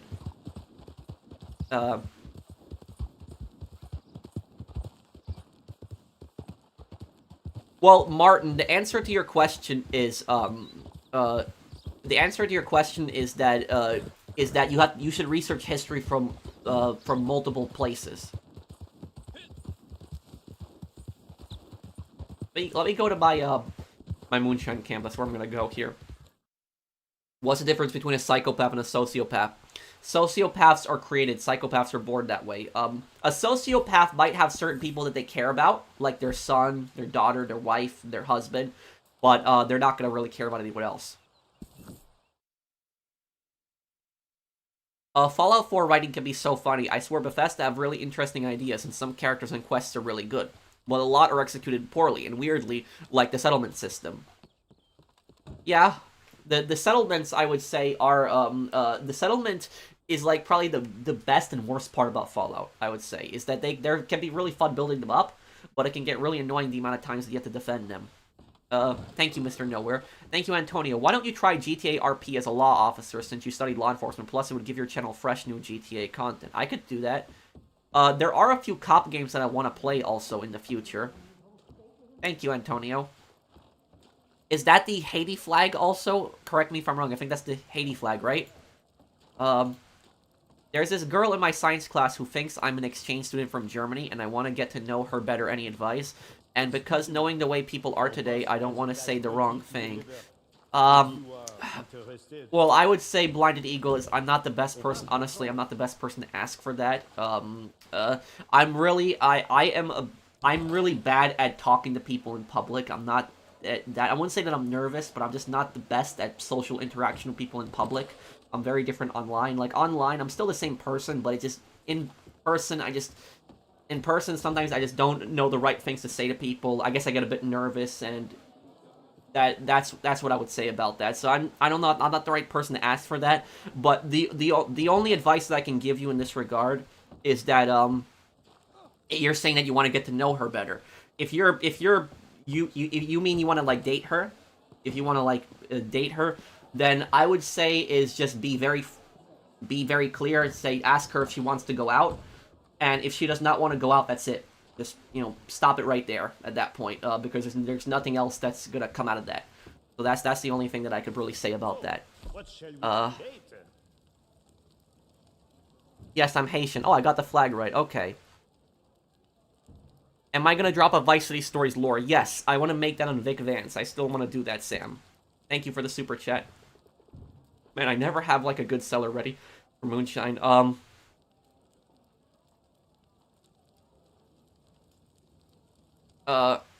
Hey Pro, do you think FPS games help people shoot guns in real life? Because I saw a YouTube poll that the majority says yes. Well, I don't know what game they're talking about. Some video games are very realistic with their firearms. Some other games are very unrealistic with their firearms. I'll give you a perfect example. Some of these firearms in Red Dead, a lot of these firearms in this game, I actually know a lot of these firearms. And let me go outside. I'll show you guys something about some of these guns in the game. Some of these guns are very unrealistic, how they're portrayed in Red Dead Online. In single player, they're actually more realistic. Where's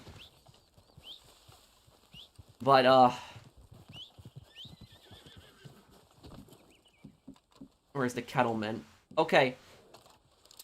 So, the Cattleman, this gun here specifically, you see this little, like, thing on the right side of the cylinder? Like that little, I guess, lever, opening. It's a little thing you pop open. Basically, how this revolver works is that the cylinder to the back is actually closed, and so you have to pop open that little gate, and you just have to put in each round individually. But like this idea that somebody can just can load this revolver, like nobody is gonna load this revolver this fast in real life. Nobody is. Even like the most experienced shooter ever, I cannot picture anybody being able to like load a revolver like this. So this is very ridiculous. Like where the hell are you gonna pull out 6 rounds just like that? Like no. No one's gonna do something like that. The only firearm that I would say is kind of realistic, even with the really fast shooting, is the where is this gun? Here, this gun, the bolt-action rifle. This gun is actually called the Springfield Krag in real life. This was actually the U.S. Army standard issue bolt-action rifle before they adopted the Springfield 1903. So this is before the Springfield 1903. This gun fires the 30-30 Krag, or 30-40 Krag, that's what it's called. It's a very weird cartridge. It's only specifically designed for this rifle. This rifle originally was a Norwegian rifle, and the U.S. actually adopted it. One of the reasons the U.S. never adopted the British rifle is, I guess, because the U.S. wanted to show that they're more independent. So that's why they chose the Norwegian gun. But anyways, about this gun, I'm just trying to see the angle that I can show it at here. Do you see that in front of the bolt right there? In front of the bolt, there's basically that like little box, that little black box in front of the bolt.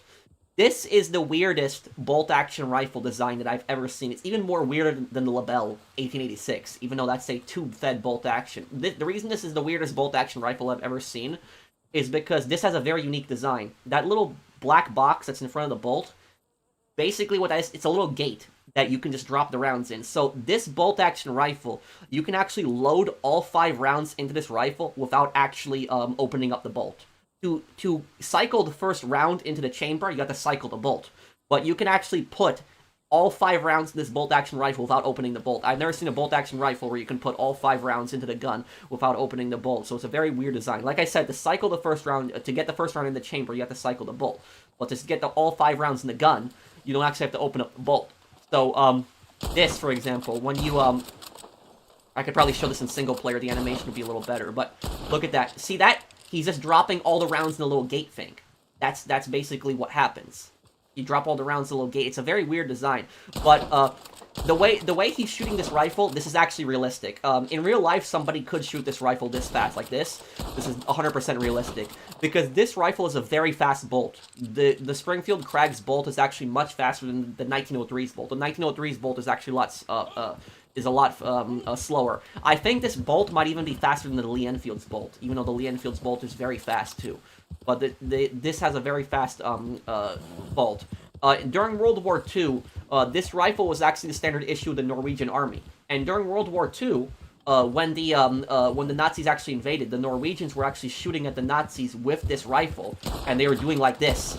And the Nazis actually thought they were getting shot at by semi-auto. They didn't think that they were being shot at by a bolt-action rifle. But that's how quick that gun can fire. So this is like the only gun that I can think of that's realistic when you speed it up. But all the other guns in here, no. Like the reloads on them, like how quick you can do it, no. That's not it. So some games can have a realistic depiction of firearms. Other games could have a very unrealistic depiction of firearms. Let's see here.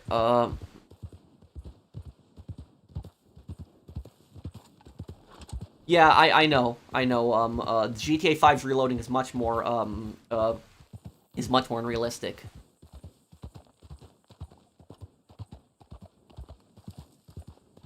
I was watching a video on History Matters about UK and France almost merging into a single country union during World War II. Do you have any insight in this proposed union? I don't know. This is the first time that I'm hearing about this. Are you talking about the European Economic Community? That might be what you're talking about. That happened after World War II. Is the precursor to the EU. But if you're talking about something else, I don't know what you're talking about. Return to Slab or suffer my curse. The thing about that is King Ramsay is one of the scariest Courage the Cowardly Dog villains. But even though he's one of the scariest Courage the Cowardly Dog villains, he's actually one of the least evil villains. Because King Ramsay isn't there to cause chaos. He's not there to harass them and threaten like Muriel and Eustace and Courage. The only thing he wants is he just wants his slab just so he can go back to rest. That's it. He's not there to do anything bad. But Eustace doesn't give him the slab, and so he gets really pissed. So King Ramsay, despite being the scariest villain in Courage the Cowardly Dog, is actually one of the least evil villains.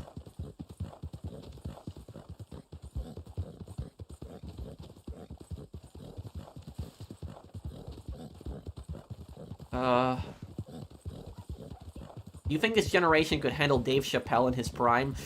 Probably not. Yeah, people would get really pissed really quickly.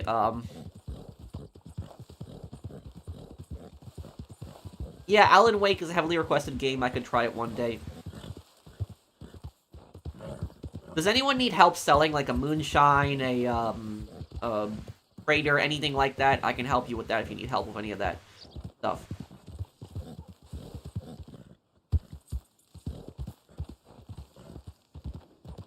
Okay. You got a moonshine? Okay, Chaz, let's sell your moonshine then. I'm disbanding. Invite.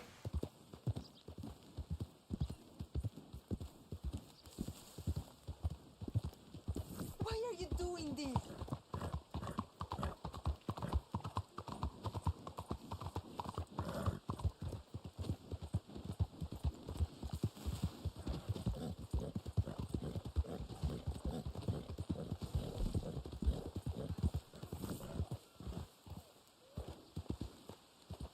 Okay. I played the Infamous games. I played Infamous 1, Infamous 2, and Infamous Second Son. I've done those games before, yes. Bro, are there any cons of using a suppressor?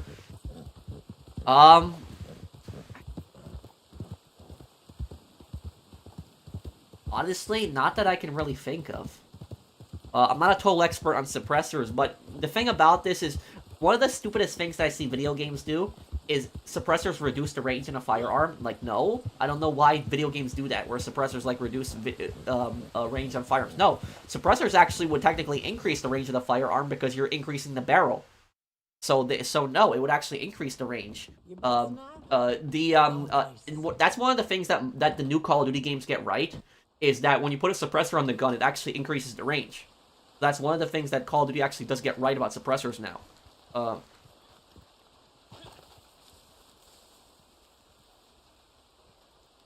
You ever been to Portugal, or Portugal in South America? No. Are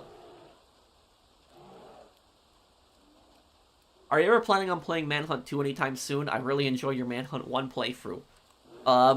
Yes, Manhunt 2 is going to be coming right after the final part of Medal of Honor, which is going to be posted soon.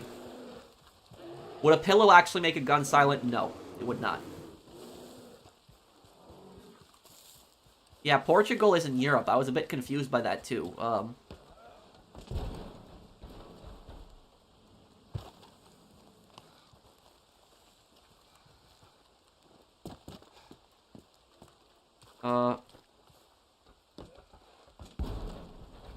When are you post Medal of Honor Pacific Assault? And when you do a Mafia 3 playthrough? Yes. I'll do a Mafia 3 playthrough too. I just don't know exactly the date. But Billy and Mandy, The Grim Adventures of Billy and Mandy? Yes, I've watched that before. Did I ever have Mega Man merchandise around my room? Not really, no.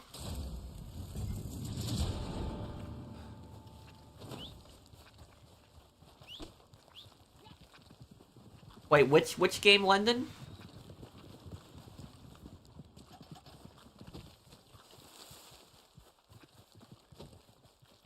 The Franco-British Union Pro. I never heard of it before.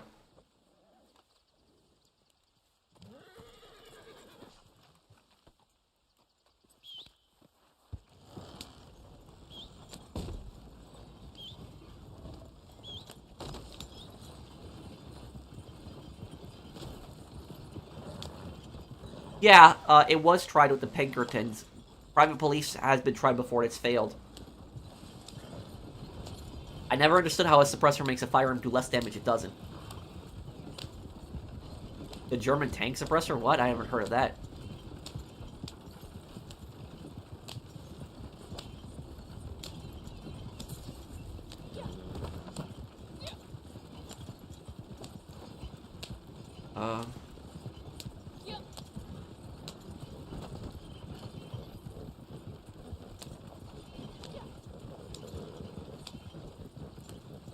Is it true that Germans had a train track, the big one? What are you talking about?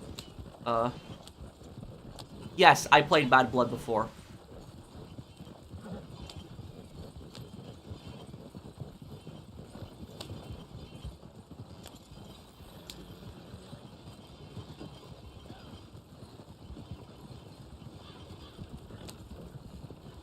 Oh, well, they're letting us through. I guess keep going.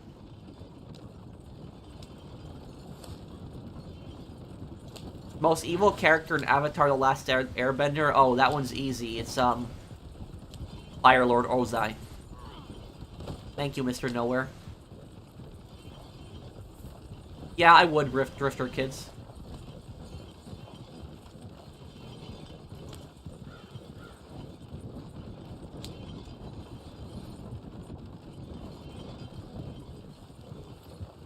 You got some kind of brain disease? Thank you.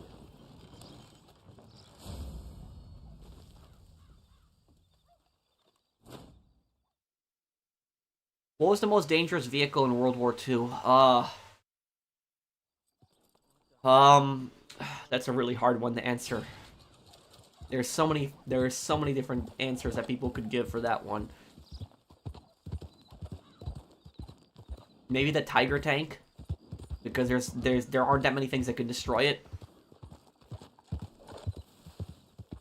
Is Turkmenistan the 52 state? What are you talking about? Turkmenistan is a country in Central Asia.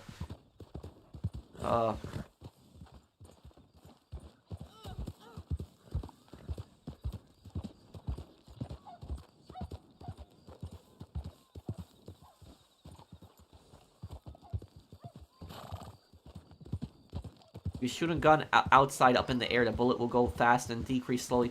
It will decrease over time, but it could still be dangerous. I know about that, Preston. Yes, I heard about that. Yes, I've seen Misha's channel before. I've seen his... That's the guy who does, like, the video where he's, like, he puts a gun down on, like, the counter, right? It's like this wooden table, and then he, like, shows pictures of farm animals and stuff like that, right? Is that the guy? And then he shoots, like, at a target later in the video. Like, he always shows pictures of, like, random farm animals, too, like, or videos. I think that's the guy we're talking about.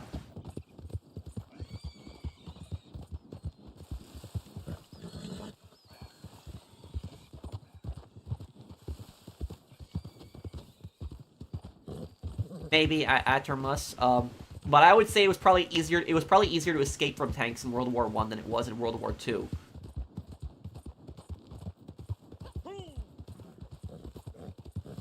Do the Red Dead businesses work like the GTA businesses? The Trader and the Moonshiner kind of. You basically get supplies for them and they produce and you sell them, but you don't get bonuses. No, Hickok 45 is like that older guy in Tennessee that does all the videos of the different firearms. I've seen his channel a bunch before. What's the big orange thing in the sky called? Now I know you're trolling. Thanks for nothing, idiot. Arthur Morgan. Who does he say that to, Zach? And thank you for the super chat.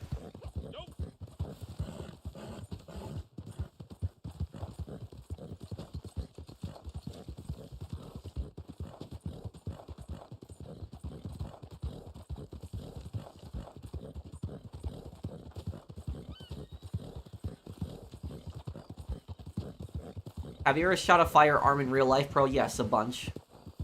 So professional, you're in a room with Micah Bell, Vladimir Makarov, and Dmitry Raskolov, and you have only one bullet. Who would you shoot? Makarov.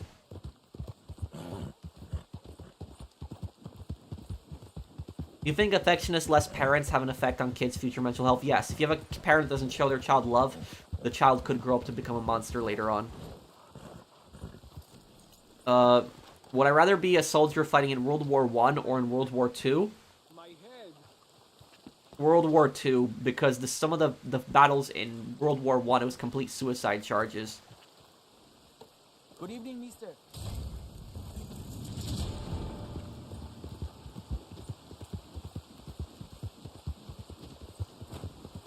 Yeah, I would say he might be even better, Wasabi guy.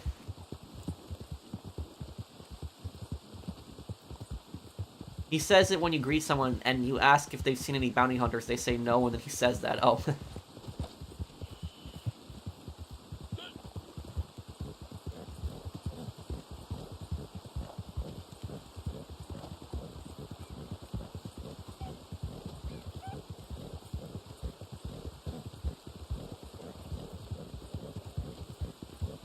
Which channel, Zach?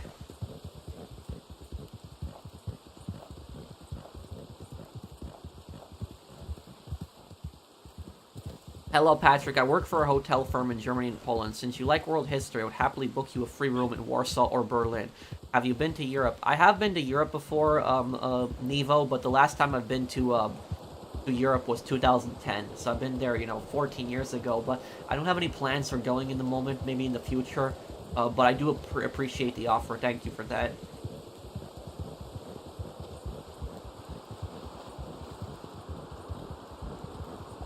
Do I like the older GTA art or the newer? Probably the older one, yeah, the 3D era is the best,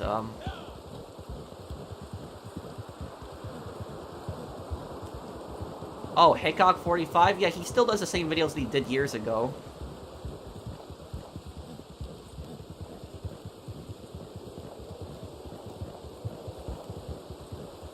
I feel like you're the only YouTuber that's calm, polite when you die in a video game or when teammates die. Well, thank you, Thank you, Hustler. Have you seen this YouTuber where he does World at War details? Or you talk about the guy who does the shorts on World at War? He's like a newer channel. He's like 30,000 subs. I've seen a bunch of his videos. Forget his name, but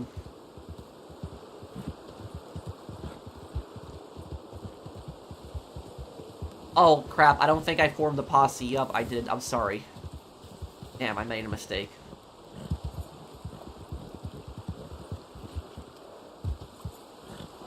Well, Manhunt, I will have a really good cosplay for Manhunt 2, that's what I'll say. My costume for Manhunt 2 will be great.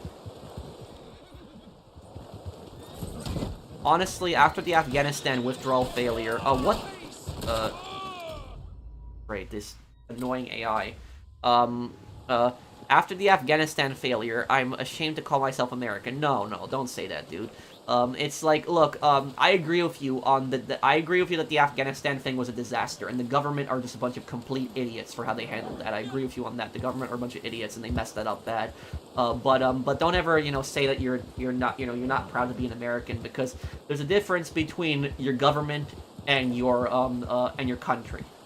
So that's what I've always said, is the government is just the people that are running the country, but the country itself is the people, the culture, the land that you live on. And the government might be stupid, but Americans are good-hearted people. Since many of the calibers these revolvers use in Reddit Online seems to be universal, which revolver realistically would be the most powerful in terms of damage, recoil, and caliber, excluding the Lamette cannon? Honestly, I'm not sure in London. I don't know that much about revolvers. I know way more about semi-autos. I don't know that much about the revolvers. Maybe somebody in the chat could tell me. The Navy revolver and the Lamette revolver are black powder firearms. I know that. They fire balls. The Schofield, the Cattleman, I'm pretty sure fires 45. The double action revolver and the double action revolver and the Schofield, I have no idea what they fire. They might fire the 45. Does anybody here know what the Schofield fires? What cartridge that thing fires? Does anybody in the comments know?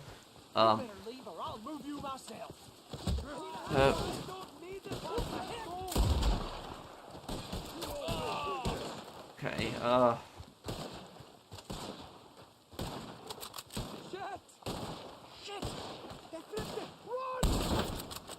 Oh, this is explosive rounds here. 45 Schofield. Oh, it's a specific cartridge for it? I'll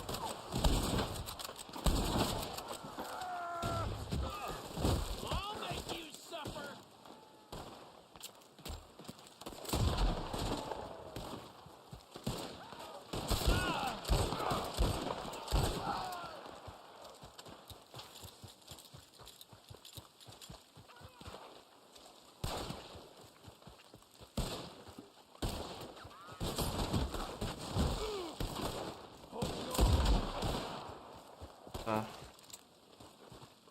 Is Chop Shop guide coming soon? Well, I don't know if there's really any guide that I can make on the Chop Shop DLC. I think I've covered pretty much everything in it, dude.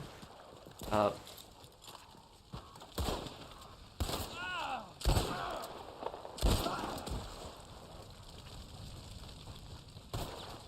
regrets?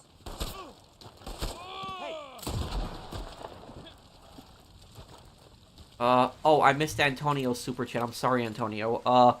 In Cyberpunk 2777, there's Haitian gang called the Voodoo Boys. It was good to see how well they portrayed the culture. I saw the CD Projekt Red is Polish, and Haiti and Poland had good relations back in Independence War of 1804. Yes, they did. And I'm really glad that you know that history. That's, not a lot of people know that history. I'm really happy that you know that history. That was, Thank you for the super chat, Antonio. For people that don't know what Antonio was talking about, during when France had its revolution in 1789, France actually abolished slavery in 1794, and the French Republic did this.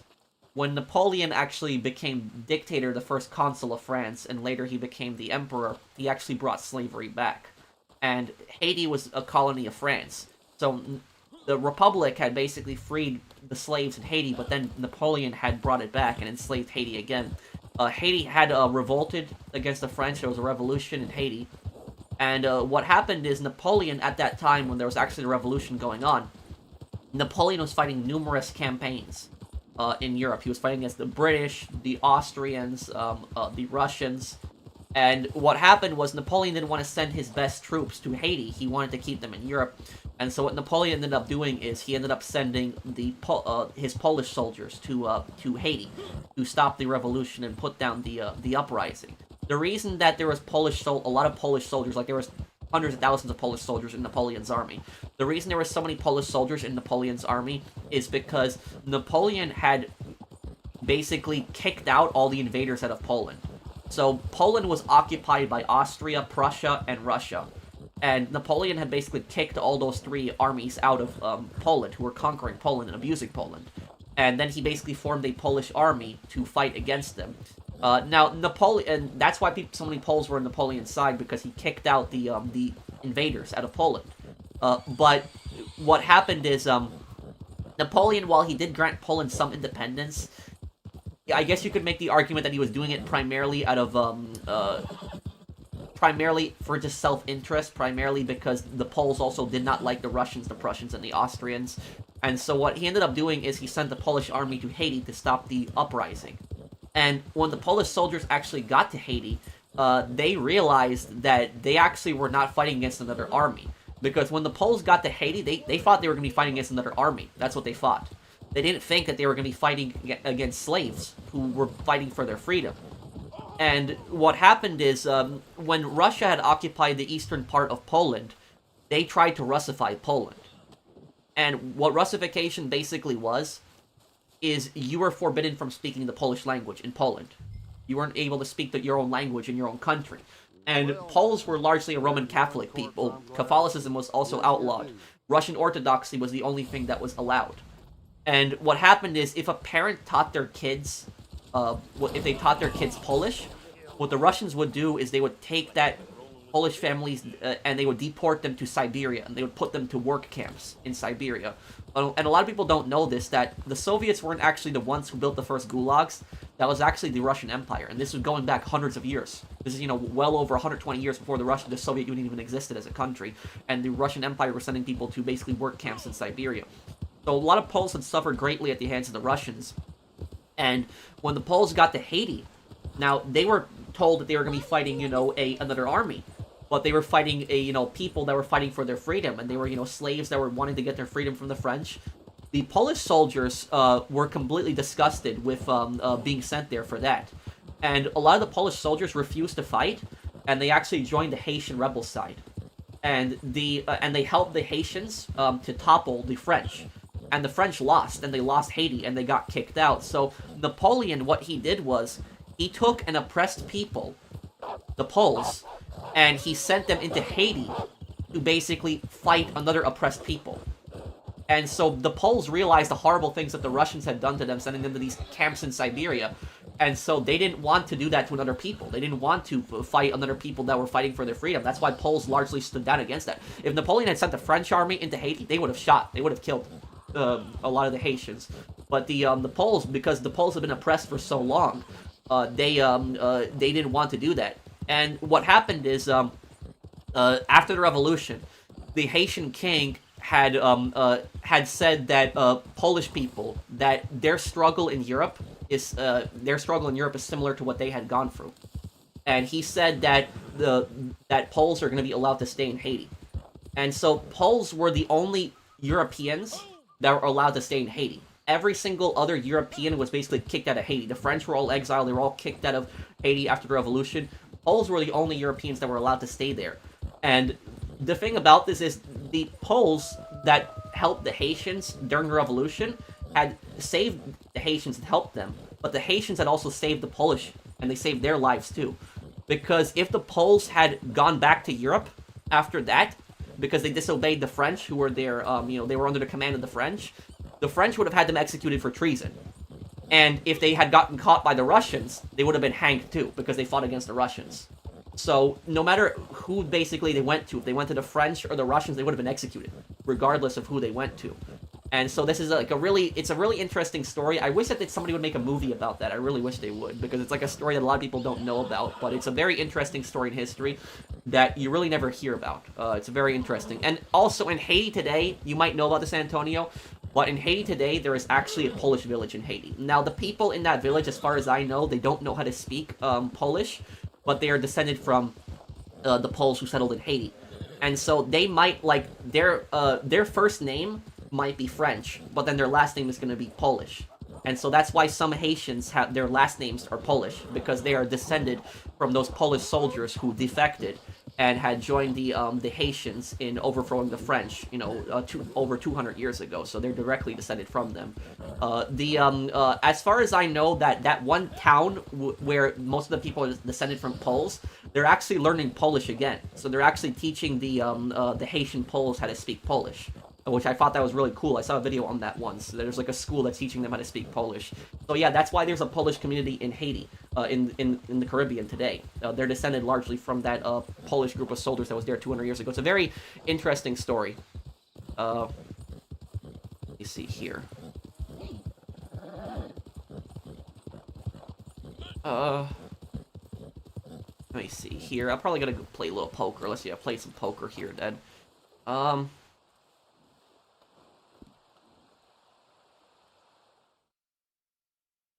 Have you seen the principal reacts? No, I haven't seen anything like that.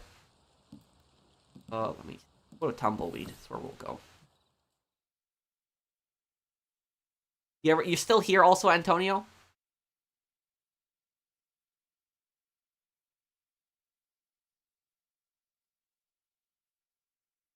Do you have any tips on how one can heal from affectionate-less parents?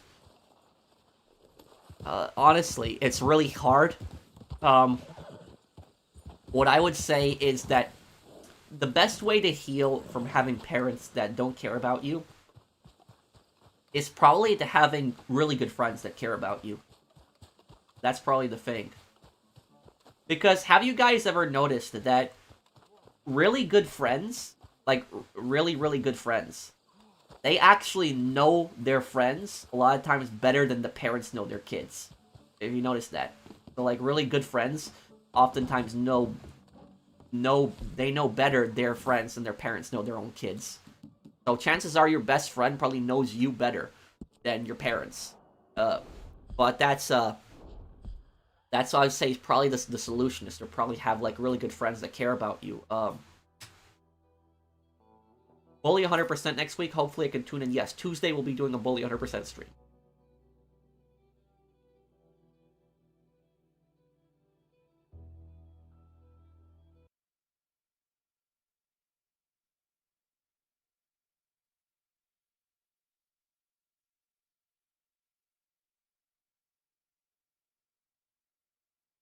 Oh, you're still here, Antonio. Okay. Hopefully you can play it so you can see it. You'll love it, I'm sure of it, especially the world building and lore. Wait, what game, Antonio? Oh, Cyberpunk. That's the game we were talking about earlier. Yeah, I will, I'll be playing Cyberpunk, one day. One day I'll give it a chance. But also, let me ask you, Antonio, what do you think about the Haitian, gang in Vice City? Because chances are that in GTA 6, because it's taking place in Vice City, again, we might actually see a Haitian gang. They might come back. They might have a little Haiti, and they might have a a Haitian organized gang in GTA 6. It definitely might be a possibility.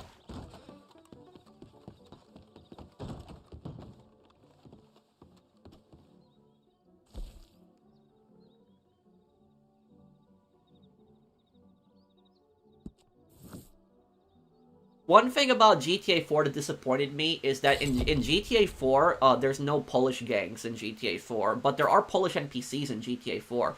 If you actually drive around Hove Beach and Firefly Island, some of the NPCs will actually yell at you in Polish in GTA 4. So there are Polish NPCs. I'm a little disappointed there wasn't like a Polish gang in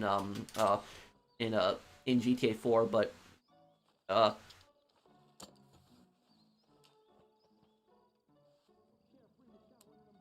do you know who Joseph Piłsudski is? Yes, I know him. He was head of state of Poland. He was head of state of Poland right after World War One.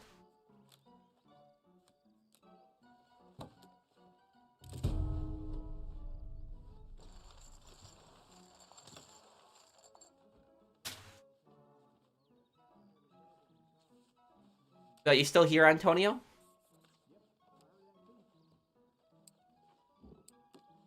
There was a Haitian flag in the GTA 6 trailer. Oh, I didn't see it. Where was it in the GTA 6 trailer? What point?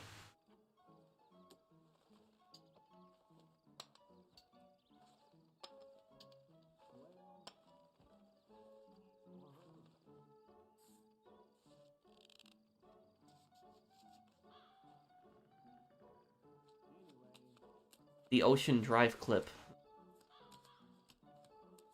People have to open their eyes and their hearts, Pearl. The wise sheep does what he's told, eats the greenest grass, while the foolish sheep gets eaten alive by, Evans. Is that a quote Big Smoke says?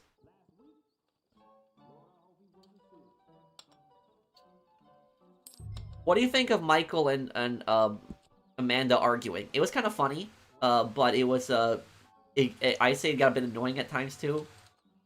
Have I watched the Napoleon movie? No, I have not.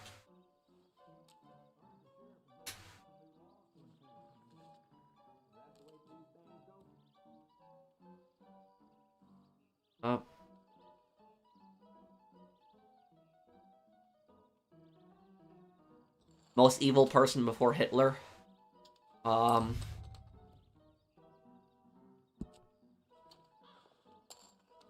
have to think about that one.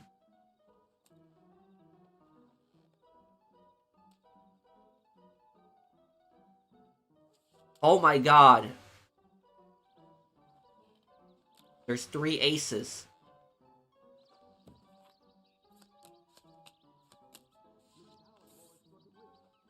Oh? I would have won if he hadn't got that queen. I would have won. Oh no, but... Yeah, oh no, the guy had an 8 too. Damn.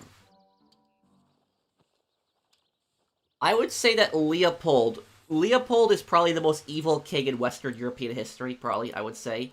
I would say probably... I would say maybe Genghis Khan. You could argue that he was the most evil person before Hitler.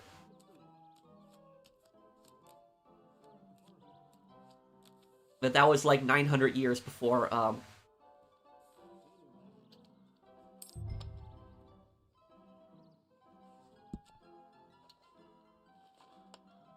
Yeah, I mean, if I made another Saints Row game, it'd be just as dark as Saints Row 2. It would also have some goofy moments, but not as, goofy as Saints Row 3. The darkest moment, Saints Row 2 moments when Gat avenged his girl. You're talking about Shogo's burial, right? Yeah, that was a bit brutal too.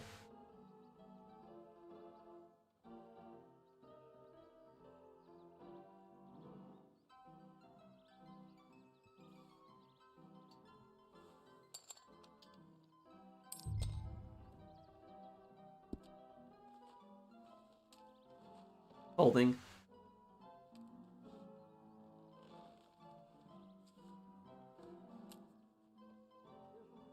Yeah, but Mao was after Hitler, though. The one guy asked me most evil person before Hitler.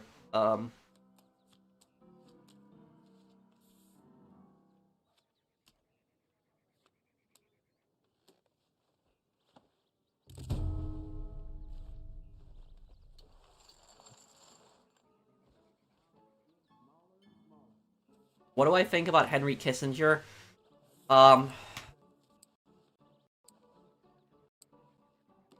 He was the United States Secretary of State, yeah. He died recently, I know that. Yeah, November, 100 years old. And a national security advisor, too.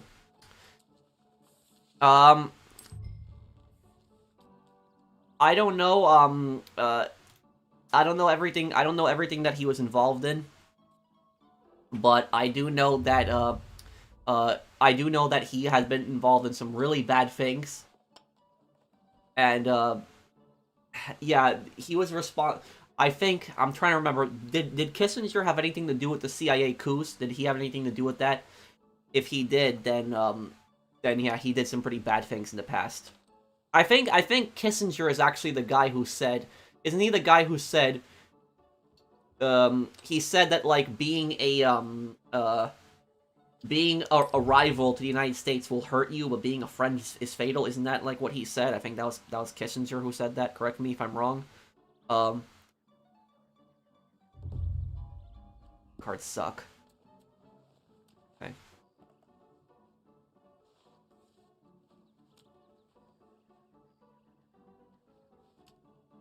Capone, no, I've never seen a movie.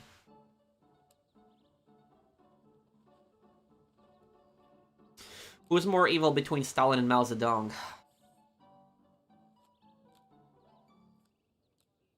That's a very hard question to answer.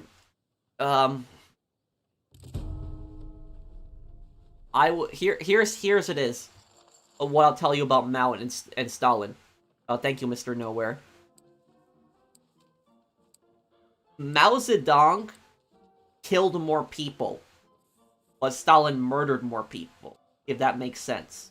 What do I mean by that? Is that Mao Zedong committed a lot of murders, like a lot of killings of people. But the majority of the deaths that are attributed to Mao Zedong are due to starvation. Now, don't get me wrong, he killed, millions of people also in murders. But most of his deaths are related to the starvation, his terrible policies. Most of Stalin's deaths are attributed directly to murders. There is the Holodomor, which also, that was a few million people that had starved in Ukraine during Stalin's time. But it was Stalin committed more actual physical murders. Mao had killed more people with starvation. So that's comparing them. I would tell you that Mao Zedong was involved in numerous affairs of girls, which is really creepy too. He had actually raped one girl, I believe, and the girl that he raped, the father was gonna write an angry letter to Mao Zedong about it. And what happened is the mailman told the guy, "I'm not sending this letter." And the dad said, "Why?" And he said, "Because you're not gonna just get yourself killed, you're gonna get me killed for delivering this too." That's what he said. So, regardless is, trying to compare who's more evil, Stalin or Mao. They're both horrible, evil human beings. I don't know really which to say is the worst one. But they're both just horrible, evil people. They're some of the worst human beings that ever lived. How bad was Stefan Bandera? Oh man, he was a bad guy too, like that guy. He wasn't as bad as Mao or Stalin, but his organization was basically responsible for 250,000 Polish people and Jews being murdered across Eastern Europe. Bandera's people were massive extremists and they did horrible things. The Volyn massacres that happened in Poland, it was just really, really bad.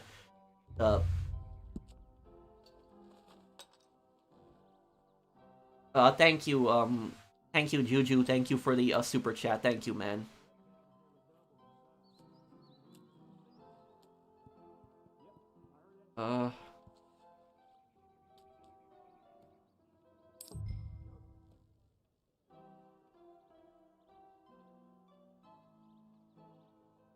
I'm gonna bet a little bit more here. Bet this here.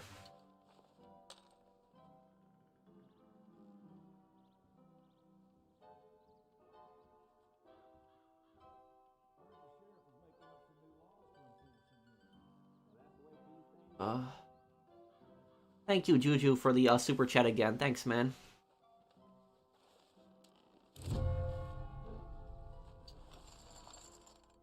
Did nobody bet against me?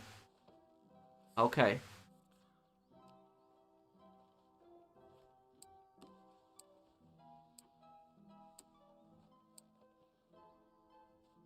Did you know that Mussolini was mentioned in Mafia 2? Yep, he was.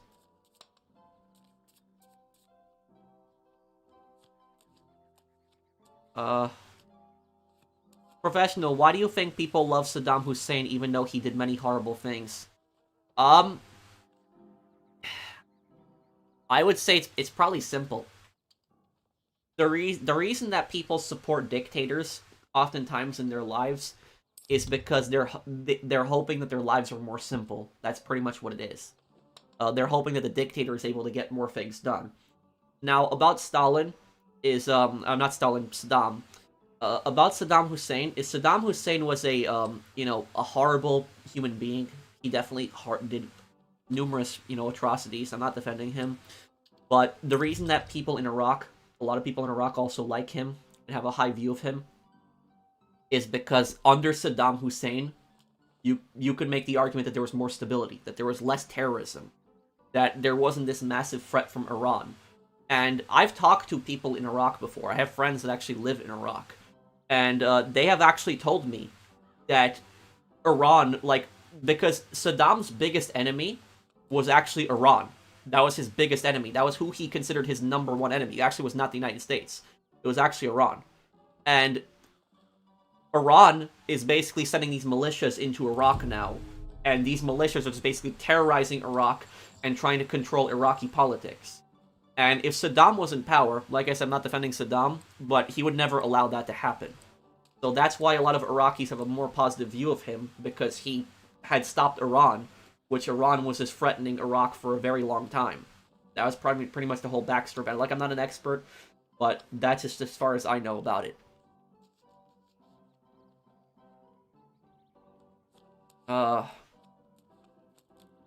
See here.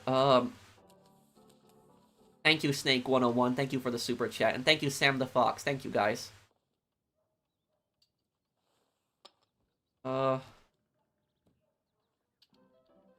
Oh, I didn't see your comment earlier, Valdo. Thank you. Hi, Pro. I love your video. Hope you play Cyberpunk. Favorite car? Thank you, Valdo. I don't think I really have a favorite car. Yeah, I don't think I do have one.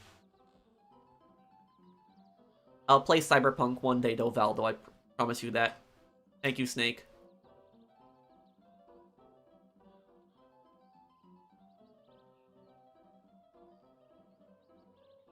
What other parts of the super chat, Mario?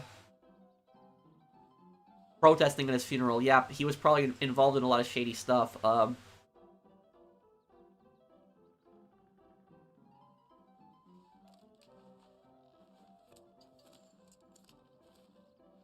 Also, people in Iran said they prefer Shah over Khomeini. You did mention a few old Iranian people. Yeah, the thing about that, yeah. So, when I grew up in New York City, I talked to a few old Iranians, like when I was a kid. I don't know if they're still alive. But basically, those Iranians in New York absolutely hate the government of Iran. And they actually said much better things about the Shah. They said the Shah was a much better leader. The Shah was also brutal. Like, you know, he was an authoritarian.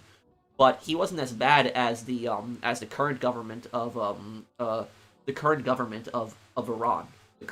of Iran is literally the absolute worst.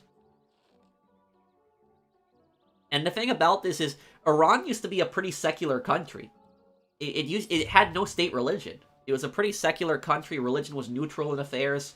It was like Iran was becoming a pretty advanced country. It was becoming a pretty advanced country, and then, you know, that happened. You had the revolution that happened. The religious extremism came in, and it's like, look at the country of Iran today. Like, Iran executes people for being gay. You know, they violate the rights of women. You know, there's laws in Iran on, like, what women have to wear. So it's like, it's one of the most brutal regimes in the world today. It's my best friend's Dengus's birthday. Oh, well, happy birthday to your friend, then.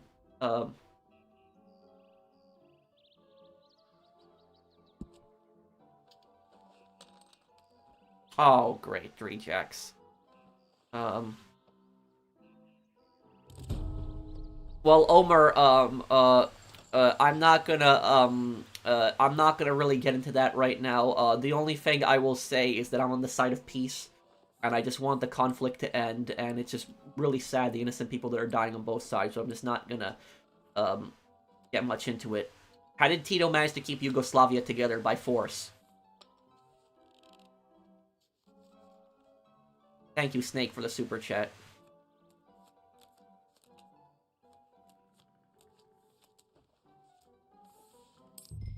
All Iranians outside of Iran would say that now. No, the thing about this is look, when people leave their country and they come to America, for example, a lot of people are still proud of the country that they came from. They'll say good things about their country. But people come to America mostly for a better life, you know, to make money. But it's like these the Iranians that I talked to, like I said, when I was a kid in New York City, there wasn't like one that would say like one good thing about Iran post-revolution. It was all just talking about how psycho the government was, pretty much that.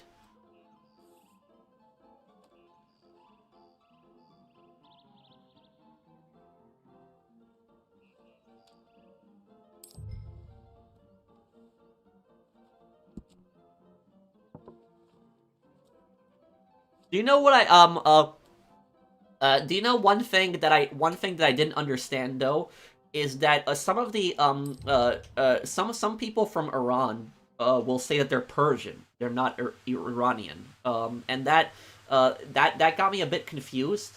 If somebody can explain that to me in the comments, I'm just a bit confused by that personally, because isn't Persian is like the ethnicity that's in Iran. That's like the main ethnicity that's in Iran. And so I'm just a bit confused on that, and why some people say they're Persian. They're not Iranian, but that I was just a bit confused by. Oh, it's the old name of Iran. Oh, so when the Shah ruled, it wasn't called Persia. It wasn't called Persia. It was called Iran then. Oh, I mean, it wasn't called Iran. It was called Persia. Okay, okay, now I get it. Now I get it. That just confused me a bit.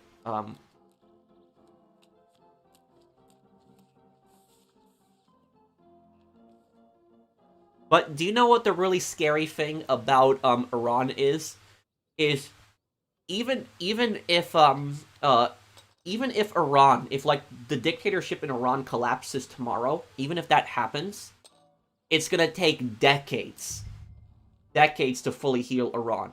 Decades. And the reason for that is because you have so many people in Iran that are brainwashed into that extremist ideology that's in the government is pushing. And so it's gonna take decades for that extremism to basically go away. So even if the dictatorship completely collapses, it's going to take some time to for people to basically change their view on a lot of that stuff. It's the same thing like in North Korea. Even if North Korean government collapsed tomorrow, it would take decades for people to change their way of thinking in North Korea too.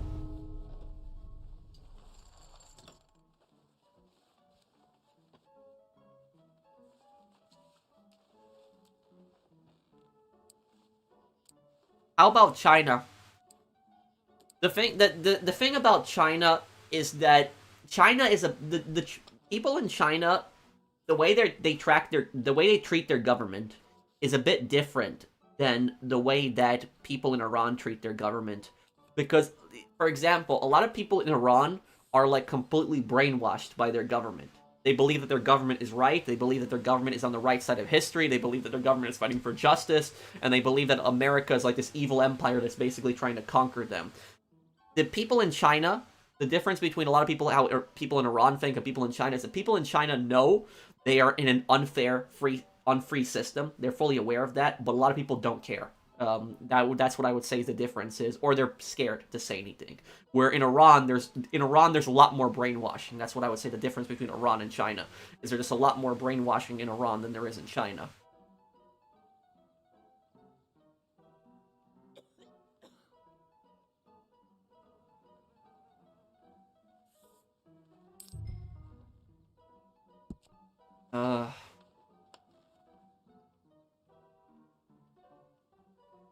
Do you think I should get Reddit Online since I like GTA Online, like making money, like being a criminal?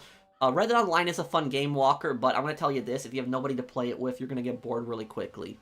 Thoughts on Beyond Scared Straight? I used to watch that when I was a kid. Does that show even on still?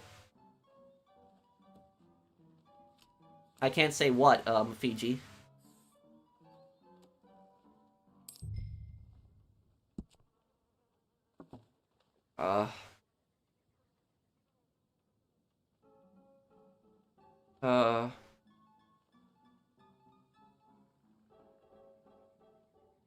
I don't know what you're talking about, Soldierist.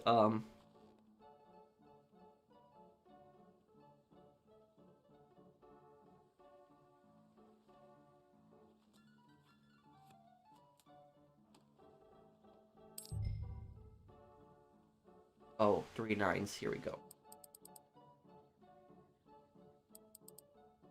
And for what? I don't understand, Fiji. Is Iraq an Iranian satellite state? Not completely, but Iran is trying to make Iraq into a satellite state. But look, I'm not trying to offend anyone that's in China.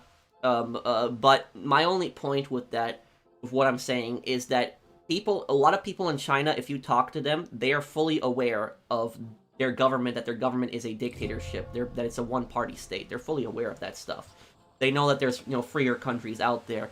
But people in China largely have two positions on that. The first position is well, I have more like three positions.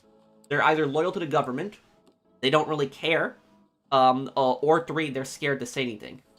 Where in Iran, a lot of people there are brainwashed. It's either people are brainwashed or they're too scared to say anything against the government. So that's just what I would say, that people in China, they have more access to more stuff, more outside sources than they do inside Iran. So Iran is more isolated. That's what I would say.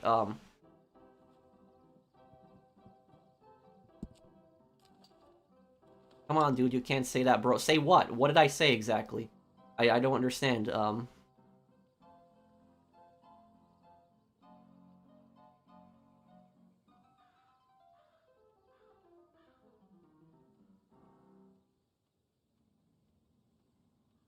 Okay.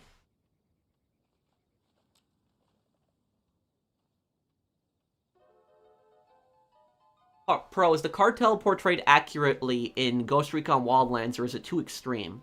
What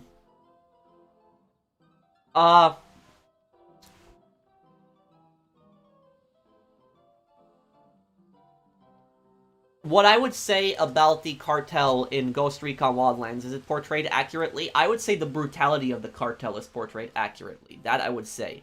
The horrible things the cartel does, I would definitely say that is portrayed, that's portrayed accurately. The power of the cartel having the power to basically take over an entire country and turn it into a narco state, I would say probably not. The thing about that is, like, taking over Bolivia, because there was narco states that existed in the past, but a perfect example of that is Panama under Noriega was a perfect example. But like the cartel trying to take over a country like Bolivia, I don't know necessarily is believable. But what I would say is it is more believable than some of the other stuff. Like the cartel taking over a country like Bolivia, I would say is more realistic than like the second story in Breakpoint, where you basically have this mercenary group with like, what is it, like a made up like fictional like Elon Musk character that like creates these drones and all this stuff, and this mercenary group is like going to take over this island with these drones and all this other stuff. It's just the story in Breakpoint was just much worse than the story in Wildlands.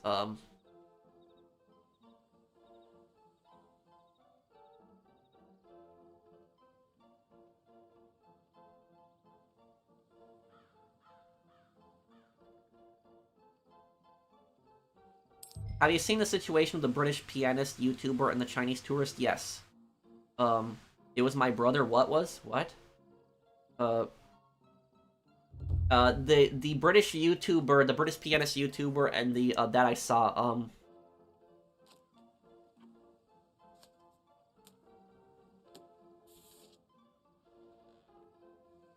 Okay, let's see here.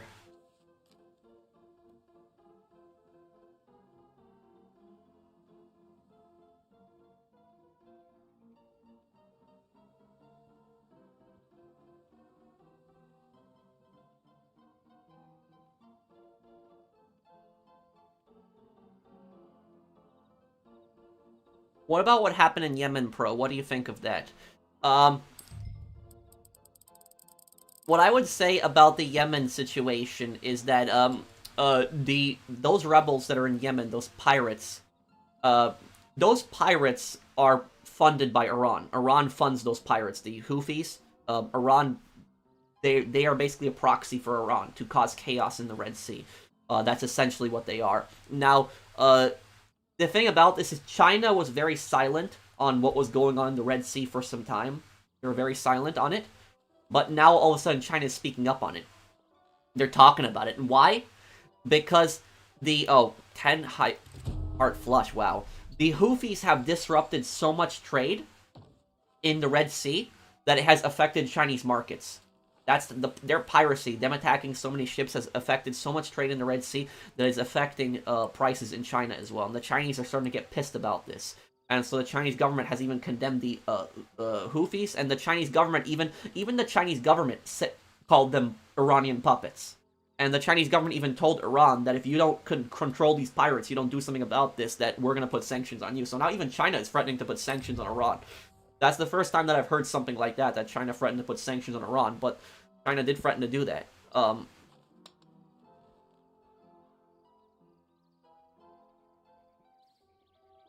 Have you watched the movie Casino about the Italian mafia taking over Las Vegas in the 70s and 80s?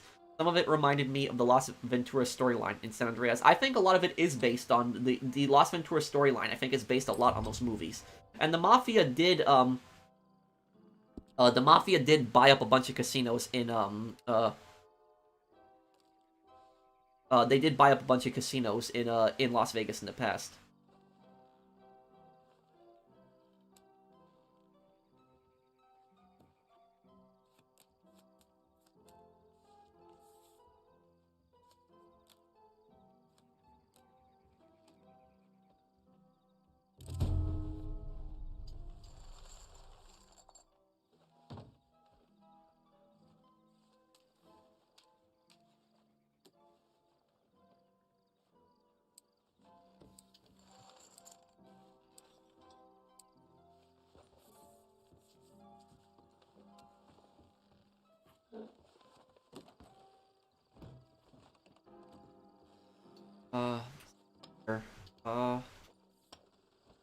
Well, the Mexican cartel, one of the most evil criminal organizations in the world.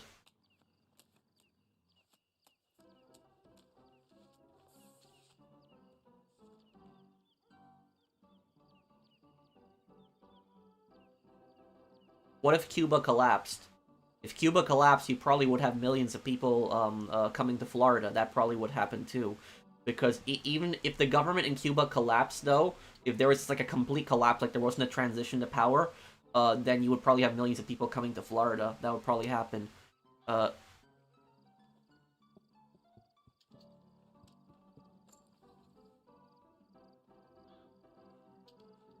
Thoughts on Asians being so gracious? Well, I can tell you about Japan and Korea, for example. Do you know one thing that always impressed me so much about Japan and Korea? I'm not talking about South Korea specifically, but do you know what impressed me always about Japan and South Korea? What I loved about those countries, even though I've never been to those countries, I've watched YouTube videos on infrastructure in those countries, and one thing that I absolutely love about Japan and South Korea is I love how clean their cities are. Their cities are just so clean. Like, whenever I watch those videos, even when people are walking in, like, the bad parts of, like, a city, like, even when I watched a video of this guy in Japan in, I think it was Tokyo. It was, I'm trying to remember the neighborhood that he walked into, but it was a Yakuza neighborhood. It was Kabuchiko, or I'm trying to remember what it was. It was like a Yakuza gang-controlled neighborhood. And when he walked in the neighborhood, even in the bad neighborhoods, there wasn't any garbage on the floor. There wasn't any graffiti. You didn't see any of that stuff. It just a lot of stuff is just very clean. And the reason that streets in Korea and Japan are so clean is for one simple reason. Because in Japanese and Korean culture, they heavily frown on that. They really, much more than in the West. In the West, like in Europe, in America, Canada, they frown on littering way more than they do in my country, in the United States. So, like, if you litter, if you dump trash on the street, people are going to criticize you for that. People are basically going to think that you're a piece of crap, that you're a horrible person. And so it's the shame, like the shame of it. It's like people are basically shamed so much for that they don't do it. So that's the one thing I like about Japan and Korea. I like how everything is so clean. But the second thing is about Japan and Korea, and this is as a New Yorker, this is one thing that has always amazed me so much. I've been so amazed by this, is that in Japan and Korea, the trains come on time. That amazed me. I know that might be something you might not find amazing, but I find that amazing because the trains in New York are oftentimes so late, and the subway system is a complete disaster. It's so dirty, it's so bad, but the trains are so organized, everything comes on time, and you have like those people in Japan that like stand at the train stations in suits, and they're like part of the train staff, and like we have nothing like that in subways in New York City. And one other thing that Japan did that New York City should do, is Japan. What they did was they installed these like glass kind of like walls that come up. So when a subway is coming up, when a train is coming up, these glass walls like protect the tracks, like these little things, these little panels, they open up in the ground, and when the train basically pulls up, those panels go down so you can get on the train. And the purpose of that is so that people don't jump in front of the trains, commit suicide, and also so that people don't fall over or somebody pushes somebody onto the tracks. That's primarily for that. And that has probably saved thousands of lives in Japan and Korea, doing stuff like that. But New York, we don't have anything like that. In New York, there's like the tracks that are right in front of you. I was on the, I took a subway around Chicago, like, a few months back. I was in Chicago for a couple days taking the subways around. There's nothing like that in Chicago. And that's why, if I'm standing right next to, waiting for a subway, what I do is I stand right next to the wall, all the way back. I don't stand anywhere near the platform, anything like that, because of those psychos that just basically push people onto the tracks. It says, that stuff has happened a bunch of times in New York, and that just makes me so paranoid. So, like, if I'm ever waiting for, like, a train, I'm just gonna be standing all the way at the back, like, near the wall. I'm not going to be standing anywhere near the tracks. Nowhere near. Well, I know that also, in Japanese culture, from what I've seen, there's two other things, is, in Japanese culture, if you are invited into somebody's house, you're supposed to take your shoes off immediately. Just do that right away. In the United States and America, in my country, when somebody comes into your, when you're invited into somebody's house, people typically ask, do you want me to take my shoes off? People typically ask that in America. I've had that happen in America so many times. People, will be invited to my parents' house, or, or it'll be somebody else that's coming into my house, and what'll happen is the person says, oh, should I take my shoes off? That's what they say. But in Japan, that's a big no-no. In Japan, you don't do that. In Japan, you never, just asking somebody, should I take my shoes off, is considered disrespectful. You're supposed to just do it automatically. So that's like another cultural thing that I've seen that's different. The other thing is, from what I've seen, is when a friend invites you over to their house in Japan, you're typically supposed to bring some kind of gift when you go visit your friend. Now, the gift doesn't have to be anything special. You can even give them like a chocolate bar. But when you are invited as a guest to somebody's house, you should typically always bring a gift every single time. That's just part of Japanese culture. So that's like but I've always found those things like interesting. I always found those things interesting. I like those things. I thought those things were cool.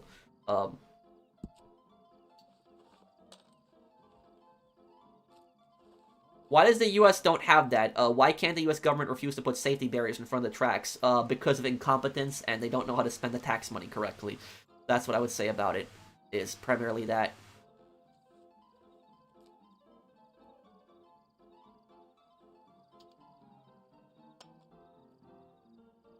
Do they have that on European trains? I don't know. I'm sure that Western European trains are, more better than Eastern European trains, but I'm not 100% certain on that.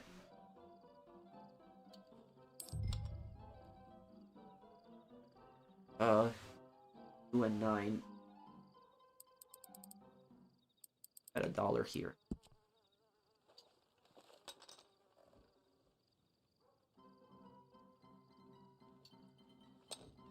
Japan's train stations are similar to JFK Air Train, maybe in a way. The trains that were always at airports are always nice. Those are the nicest. The nicest trains in America are the airport train stations. That is true. But that's primarily because the airport probably wants to look good.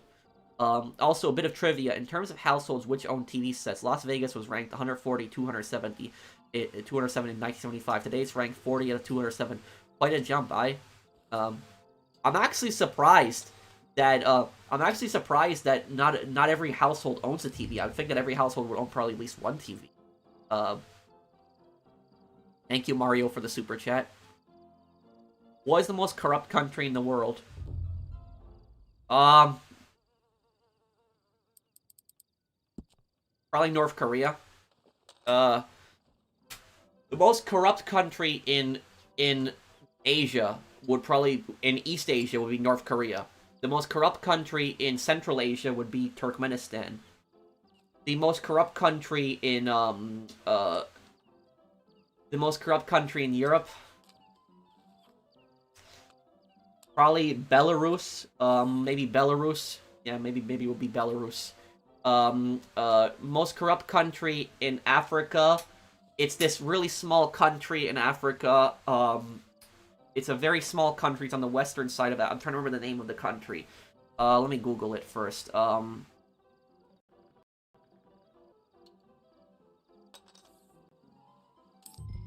The country is called Equatorial Guinea. That's the most corrupt country in Africa. That country, the leader is extremely rich, very wealthy, and the people are just so poor, and the leader just keeps stealing more and more and more, more. Most corrupt country in Oceania. I don't know the countries in Oceania that well. Most corrupt country in the Western world, I would say. Most corrupt country in like South, between South and North America. I would say no. The people that are saying Haiti, no, Haiti is not the most corrupt country in the Western hemisphere. Haiti has a lot of poverty. There's a lot of poverty and there is some corruption, but it's actually not the most corrupt country. The most corrupt government in the West is actually Venezuela. I think when people forget Venezuela. Venezuela is the most corrupt, literally, country that is in the West. It would be Venezuela.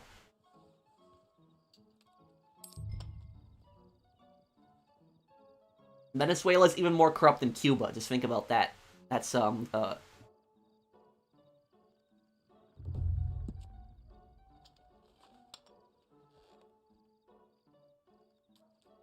Somalia is also the most corrupt. Well, I don't think you can call Somalia the most corrupt country. The reason you can't call Somalia the most corrupt country is for one simple reason. Somalia has no government. There's virtually no government. So you can't accuse it of being corrupt if there's no government. There's no authority. If Somalia had a government, then I would say Somalia was the most corrupt country in Africa. But because Somalia pretty much has no government, I would say the most corrupt country in Africa would be Equatorial Guinea. That's the most corrupt country there.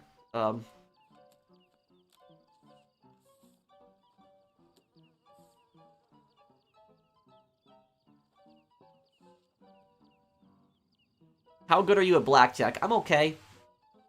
When I play if I do play blackjack, because I play in video games, I only played blackjack once in real life. I was at a casino in Las Vegas in November. I didn't play for much, but if I do play blackjack, how I play blackjack is I don't bet on more than 15. So if it's 15, I will just stand on 15 every time. I will not bet more than 15. That's just what I've always done. Venezuela does have insane inflation, yes. Are you an alcoholic? I don't drink alcohol at all. I don't even drink beer. The only thing I'll have close to... I mean, the only alcoholic thing that I'll have is I'll have maybe a glass of wine once a month. That's it. Nothing else.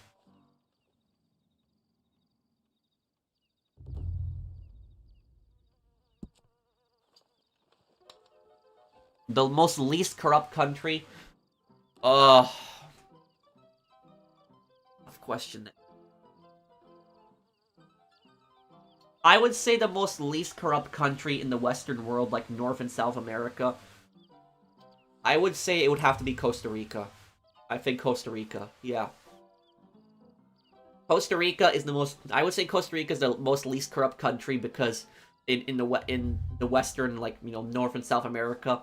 Because Costa Rica used to have a military dictatorships in the past, and what Costa Rica did was they abolished their military because they were so tired of the of all the coups that the military was constantly doing.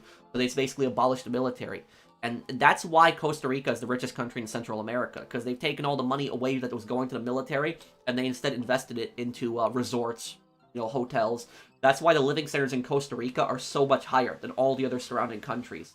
All the other surrounding countries, a lot of those countries there, they've had dark histories and brutal dictatorships, and they still spend a ton of money on the military. But Costa Rica abolished it, and they invested way more in their country. So I'd say Costa Rica is probably the least corrupt country in the West. Costa Rica is probably less corrupt than America.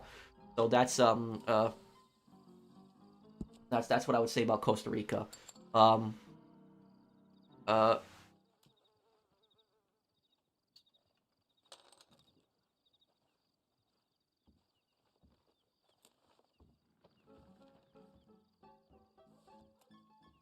ah.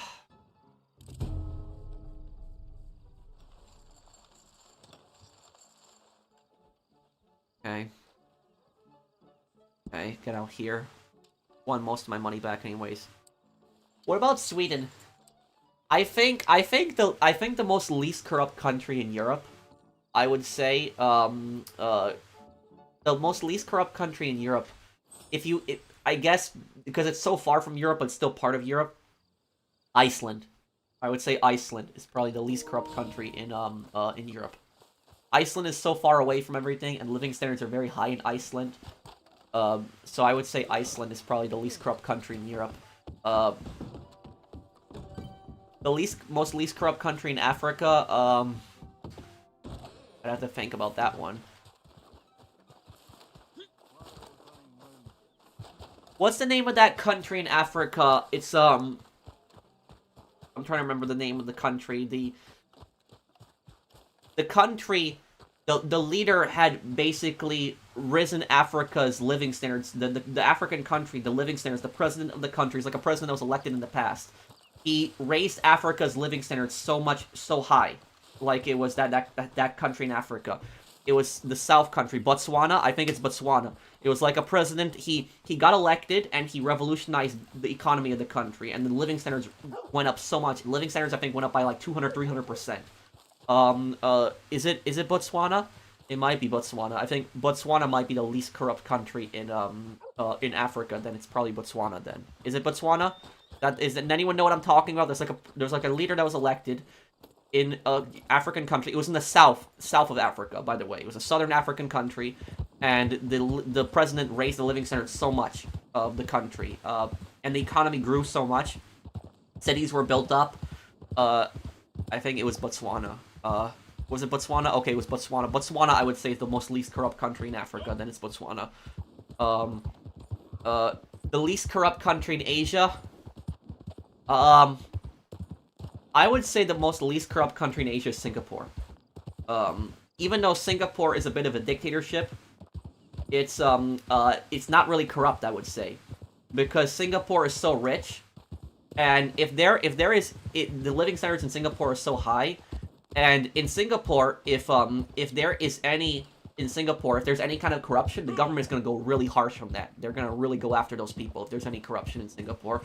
I would say Singapore is probably the least corrupt country in Asia. That's what I would put it as. I meant to say that there was ranked 40 of the 210. This goes to show how much Las Vegas has grown. Fort Myers, Florida has also gone up there too, from 158 to 207 in 1975. It's today ranked 55 out of 210. Up. TVs have definitely gone up. I remember when I was a kid, we only had one TV in the whole house, but now we have TVs in multiple rooms. TVs have become cheaper and better over the years. It's kind of crazy. What about Maldives? Is it corrupt or not? Let me just see one thing about Maldives. Let me just look up one thing about Maldives.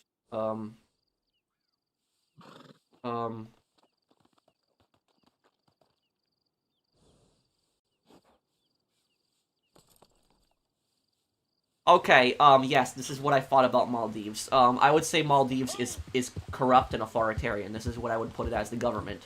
Not trying to insult anybody in the Maldives, but I just looked up one simple thing in the Maldives, and I looked up, can you celebrate Christmas in the Maldives? And it actually says that you cannot. So, in the Maldives is, the only religion that is allowed is Islam. Those are the only holidays that are allowed. There is no other holiday that is allowed, other religious holiday that is allowed to be celebrated. Yes, celebrating Christmas in any inhabited island is not allowed under Maldivian law. I would say if you have people like that in power, passing laws like that in the Maldives, I would say that government is pretty corrupt. Africa doesn't have clean drinking water. Well, it depends on the part of Africa. but yes, there are large portions of Africa where there is not clean drinking water. I actually did charity streams in the past. If you ever actually watch if you've seen some of those charities that I have linked on the side, it's like, you know, help kids in Africa. Those are like charities specifically for that. And those charities, I researched them. They're actually helpful charities. They do help a lot of people out. So whenever I have a charity that is on the side of my my videos, I always research that charity.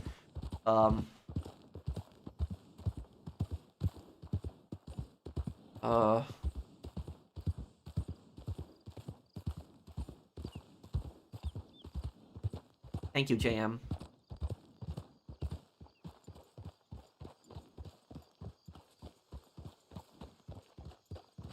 Wait, what's up, LH?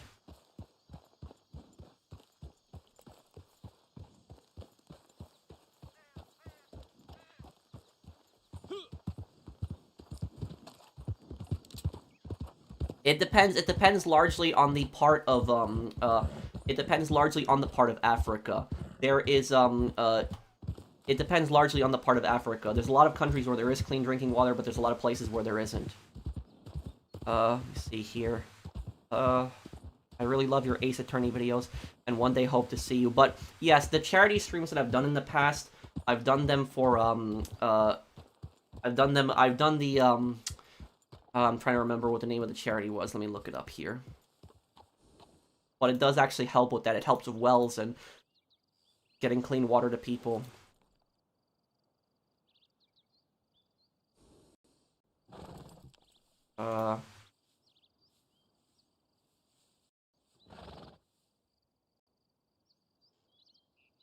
Heart of the Bride. That was the charity in Africa that helped. Heart of the Bride and Give Directly. Those were the two charities that did help with that. Mr. Beast helped them, yes. Yeah, but JM58 is... I wouldn't say that, though, directly, man. Because it's like, don't say that Africa doesn't have clean drinking water, because there are... Like I said, there's parts of Africa... There are parts of Africa that don't have clean drinking water, but then there's other parts of Africa that does have it. I would specifically name the countries, though, that might not have it, but there are parts of Africa that do have clean drinking water and are fine.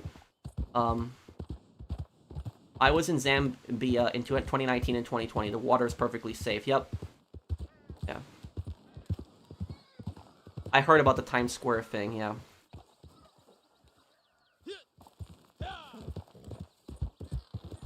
A philanthropist? Probably not.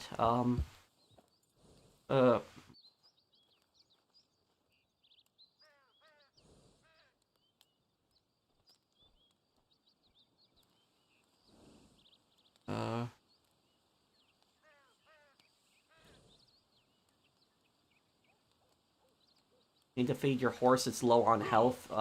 Yeah. Thank you for the super chat. Well, Zimbabwe has really bad inflation.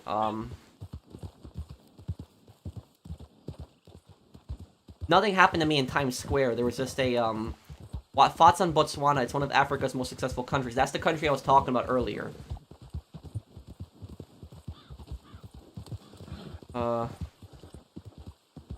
German tank silencer? Let me Google this then.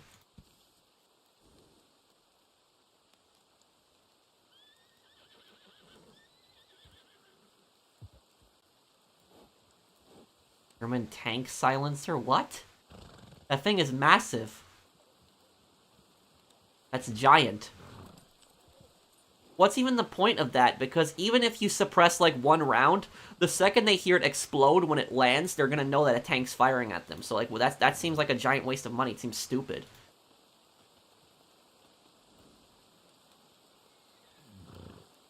Rhodesia was a horrible country to live in. You are absolutely right, Malik. Rhodesia was a country that was controlled by white supremacists. It was a it was not a good country to live in.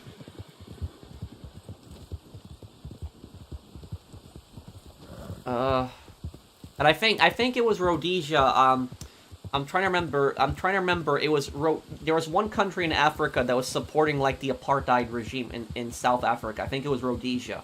I think it was that country. Rhodesia doesn't exist anymore, but I think it was Rhodesia.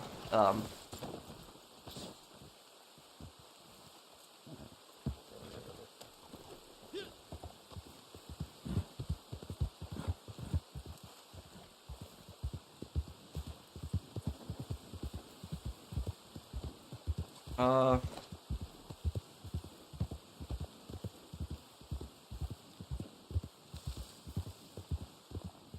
Zimbabwe's inflation is terrible, I know, yeah. It has... I think Zimbabwe is the world's worst inflation rate.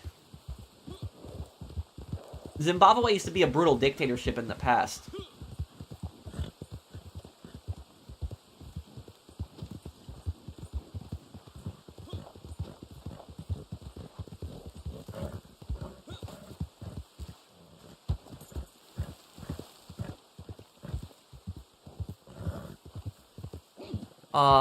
I will be doing Bully 100% on Tuesday. I don't know when, I don't know when the next stream I'm gonna be, the next 100% stream for Bully, I'm not sure. Is New Austin, like, a part of Texas and Red Dead? Yeah, pretty much. I mean, New Austin could actually be Arizona and New Mexico. I'm pretty sure West Elizabeth is supposed to be Texas. And then Lemoyne is going to be Louisiana, and then, like, up here, this is supposed to be, like, some of the more northern, more of the, I would say the southern, some of the southern states up here. Like, I think Georgia, South Carolina, North Carolina, Virginia up here. This is supposed to be, like, Montana and Idaho here. And this is supposed to be, like, South Dakota, North Dakota, Nebraska here.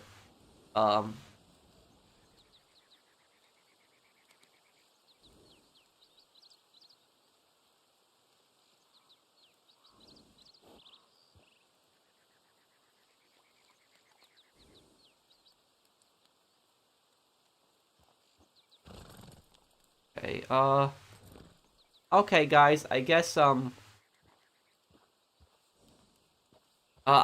be going here, guys. The worst president ever, that is going to be easy. The worst president ever, what was his name? Trying to think of his name. Oh. Let me look up. I know what year he was president. I forget the name. James Buchanan. James Buchanan is the worst American president of all time. And the reason he's the worst American president of all time is because he made when he was president, the southern states were basically threatening to secede. And he did absolutely nothing about this. This was the president that was before Lincoln. He did nothing about it. The southern states were arming up. They were building their own militaries. And he refused to take action against them. And he even blamed the North for the conflict that was brewing. And what ended up happening is the second that Lincoln got elected afterwards, he inherited Buchanan's mess. And the southern states immediately seceded when Lincoln had become elected, and because Buchanan had given them enough time to basically build up this massive army, that led to the Civil War. So if Buchanan wanted to, he could have probably stopped the southern states from arming and building up these massive armies early on, and then what happened? So I would say a president that allows his country to basically fall to civil war, I would say would probably have to be the worst president in American history, which would be James Buchanan.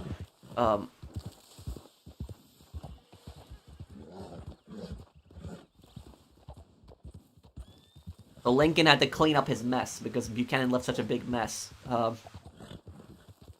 I tried War Thunder a long time ago.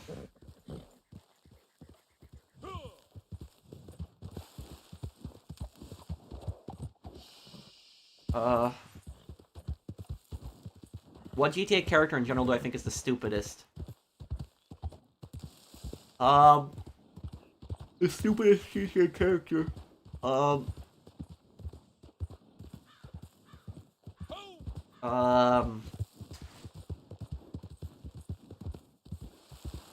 Maybe Ashley? What do I want for the next Just Cause game?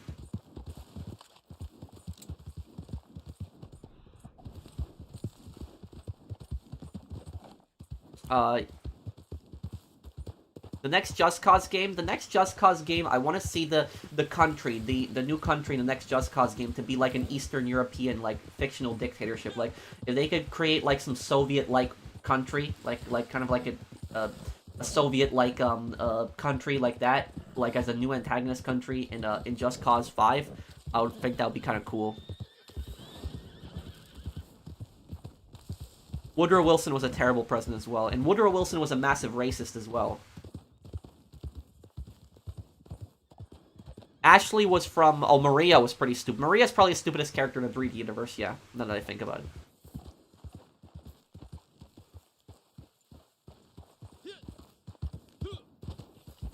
But I guess I'll be ending the stream here, guys.